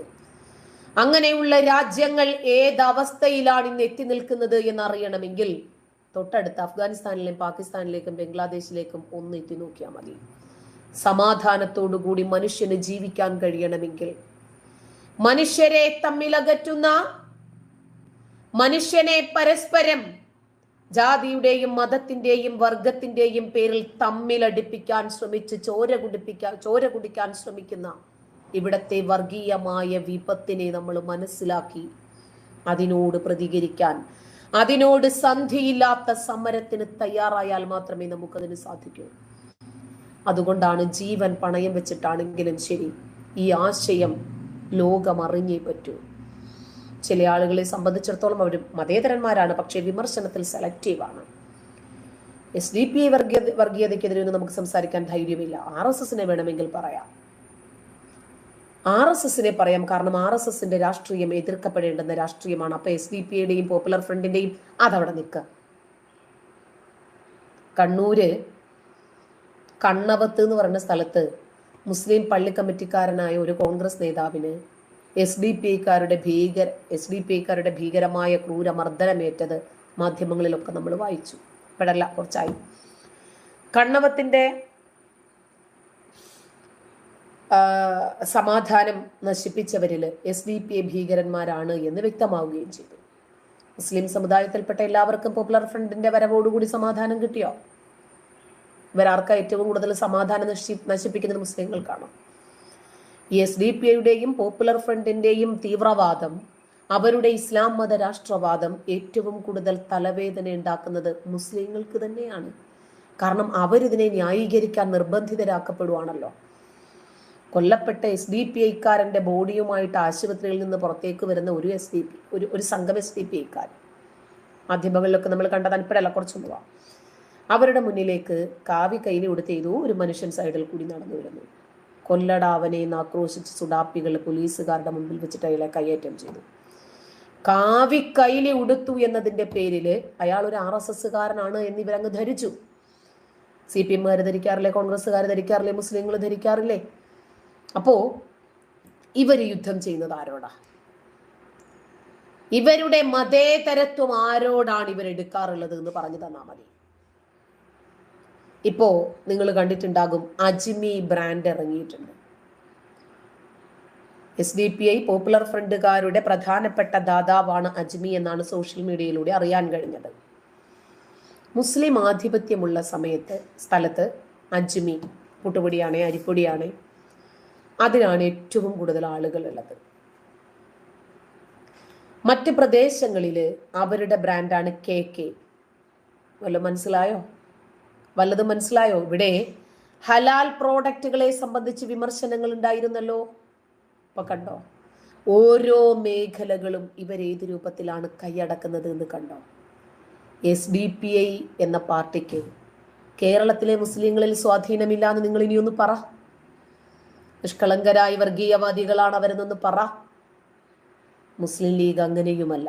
അതിന്റെ നേതൃത്വം വഹിക്കുന്ന മുസ്ലിങ്ങളുടെ മത നേതാവാണ്. മറക്കരുത്. അവർക്ക് മുസ്ലിങ്ങളുടെ ഇടയിൽ സ്വാധീനമുണ്ട്. പോപ്പുലർ ഫ്രണ്ടിന് ഇല്ലെന്നാണോ? ഉണ്ട്. മുസ്ലിങ്ങൾക്ക് പൊതുവെ മുസ്ലിം സംഘടനകളോട് അനുഭാവമുണ്ട്. നാളെ ഏതെങ്കിലും ഒരു തങ്ങൾ പറയുകയാണ്, കേരളത്തിൽ നമ്മൾ ഭൂരിപക്ഷമായിട്ടുണ്ടടാ, ആയുധങ്ങൾ റെഡിയാക്കി വെച്ചിട്ട് നമുക്ക് ജിഹാദിനൊന്ന് ഇറങ്ങിയാലോ? ഇറങ്ങും. അപ്പം നമ്മൾ മനസ്സിലാക്കും കേരളത്തിന്റെ മതേതരത്വം ആരോടൊപ്പമാണ് നിൽക്കുന്നതെന്ന്. സ്വർഗത്തിലെ ഒരു തീപ്പൊരിക്ക് വേണ്ടിയിട്ടാ. തളർവാദം പിടിച്ച് കട്ടിലേക്ക് കിടക്കുന്ന ആളും ആയുധവും എടുത്തുകൊണ്ട് എഴുന്നേറ്റ് വരും, കത്തിയെടുത്ത്. അതുകൊണ്ടാണ് ലീഗിനെ മറ്റു രാഷ്ട്രീയ പാർട്ടികൾ ഭയക്കുന്നത്. ഉള്ളിൽ വർഗീയതയാണ്, പുറത്ത് മതേതരത്വമാണ്. ഓണമാകുമ്പോൾ ഓണസദ്യ കഴിക്കും, ക്രിസ്മസ് ആകുമ്പോൾ കേക്ക് മുറിക്കും. എന്ത് നല്ല മതേതരത്വം അല്ലേ! ഇത് വിശ്വസിച്ച് കുറെ മലരന്മാർ ഇവരുടെ കൂടെ. BJP എതിർക്കുന്ന ആളുകൾക്ക് മുസ്ലിം ലീഗിനെ എതിർക്കാൻ പറ്റില്ല. പച്ച വർഗീയവാദികളോട് അടുത്ത് നിന്ന് മാത്രമേ കാവ്യ വർഗീയവാദികളെ വിമർശിക്കാൻ ഇവർക്ക് പറ്റൂ. കാരണം മുസ്ലിങ്ങളുടെ മനുഷ്യത്വവും മതേതരത്വവും ഒക്കെ ഒന്ന് വേറെ ലെവലാണെന്നാണ് അവർ പറയുന്നത്.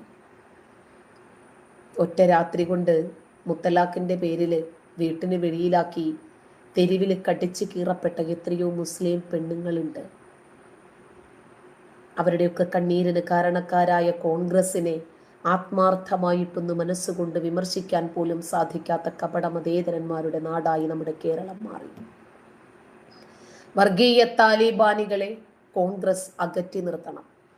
കോൺഗ്രസിനെ മതേതരന്മാർ അകറ്റി നിർത്തണം.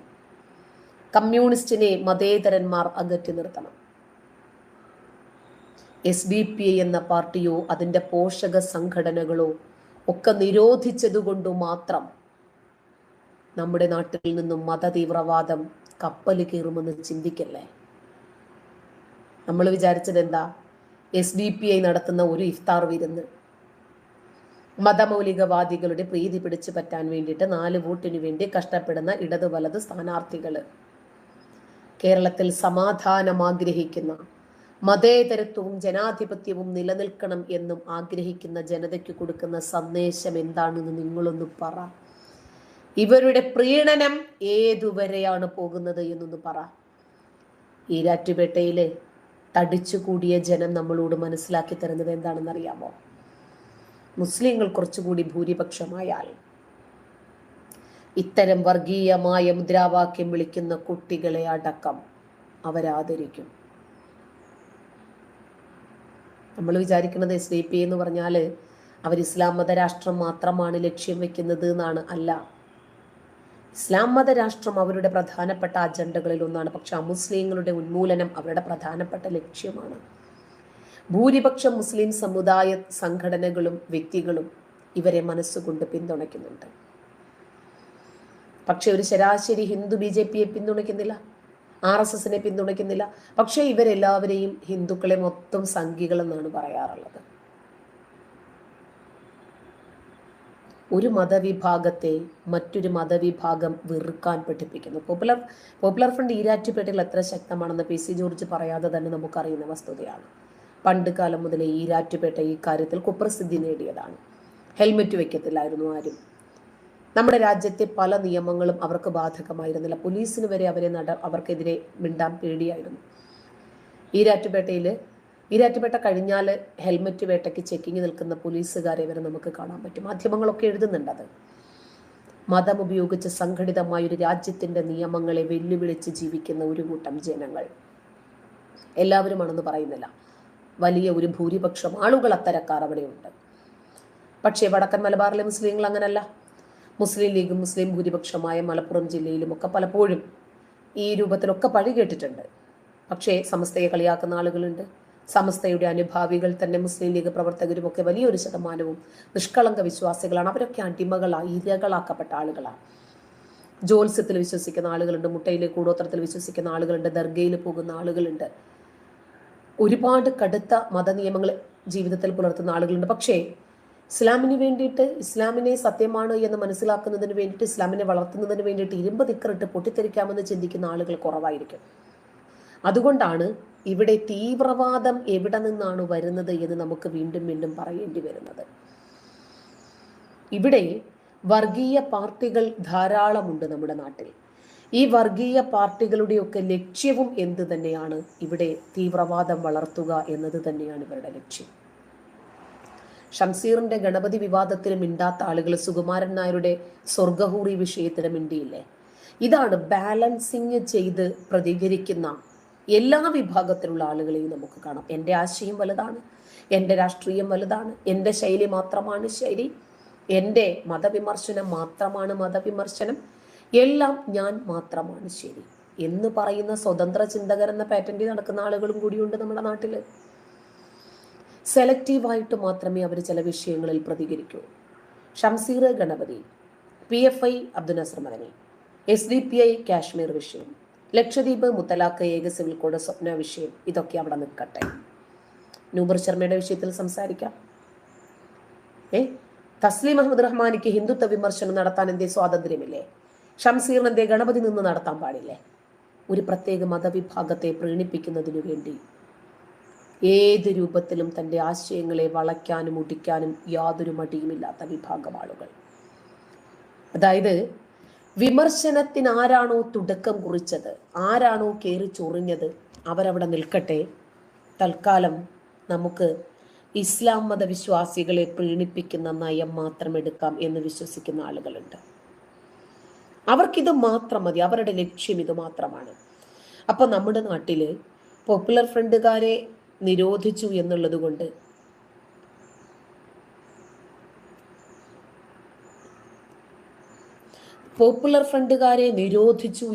കൊണ്ട് മാത്രം നമ്മുടെ നാട്ടിൽ നിന്ന് ഭീകരവാദവും തീവ്രവാദവും കപ്പല് കയറി പോകുമെന്ന് ചിന്തിക്കുന്നത് തെറ്റ്. നന്ദി. വീണ്ടും കാണാം.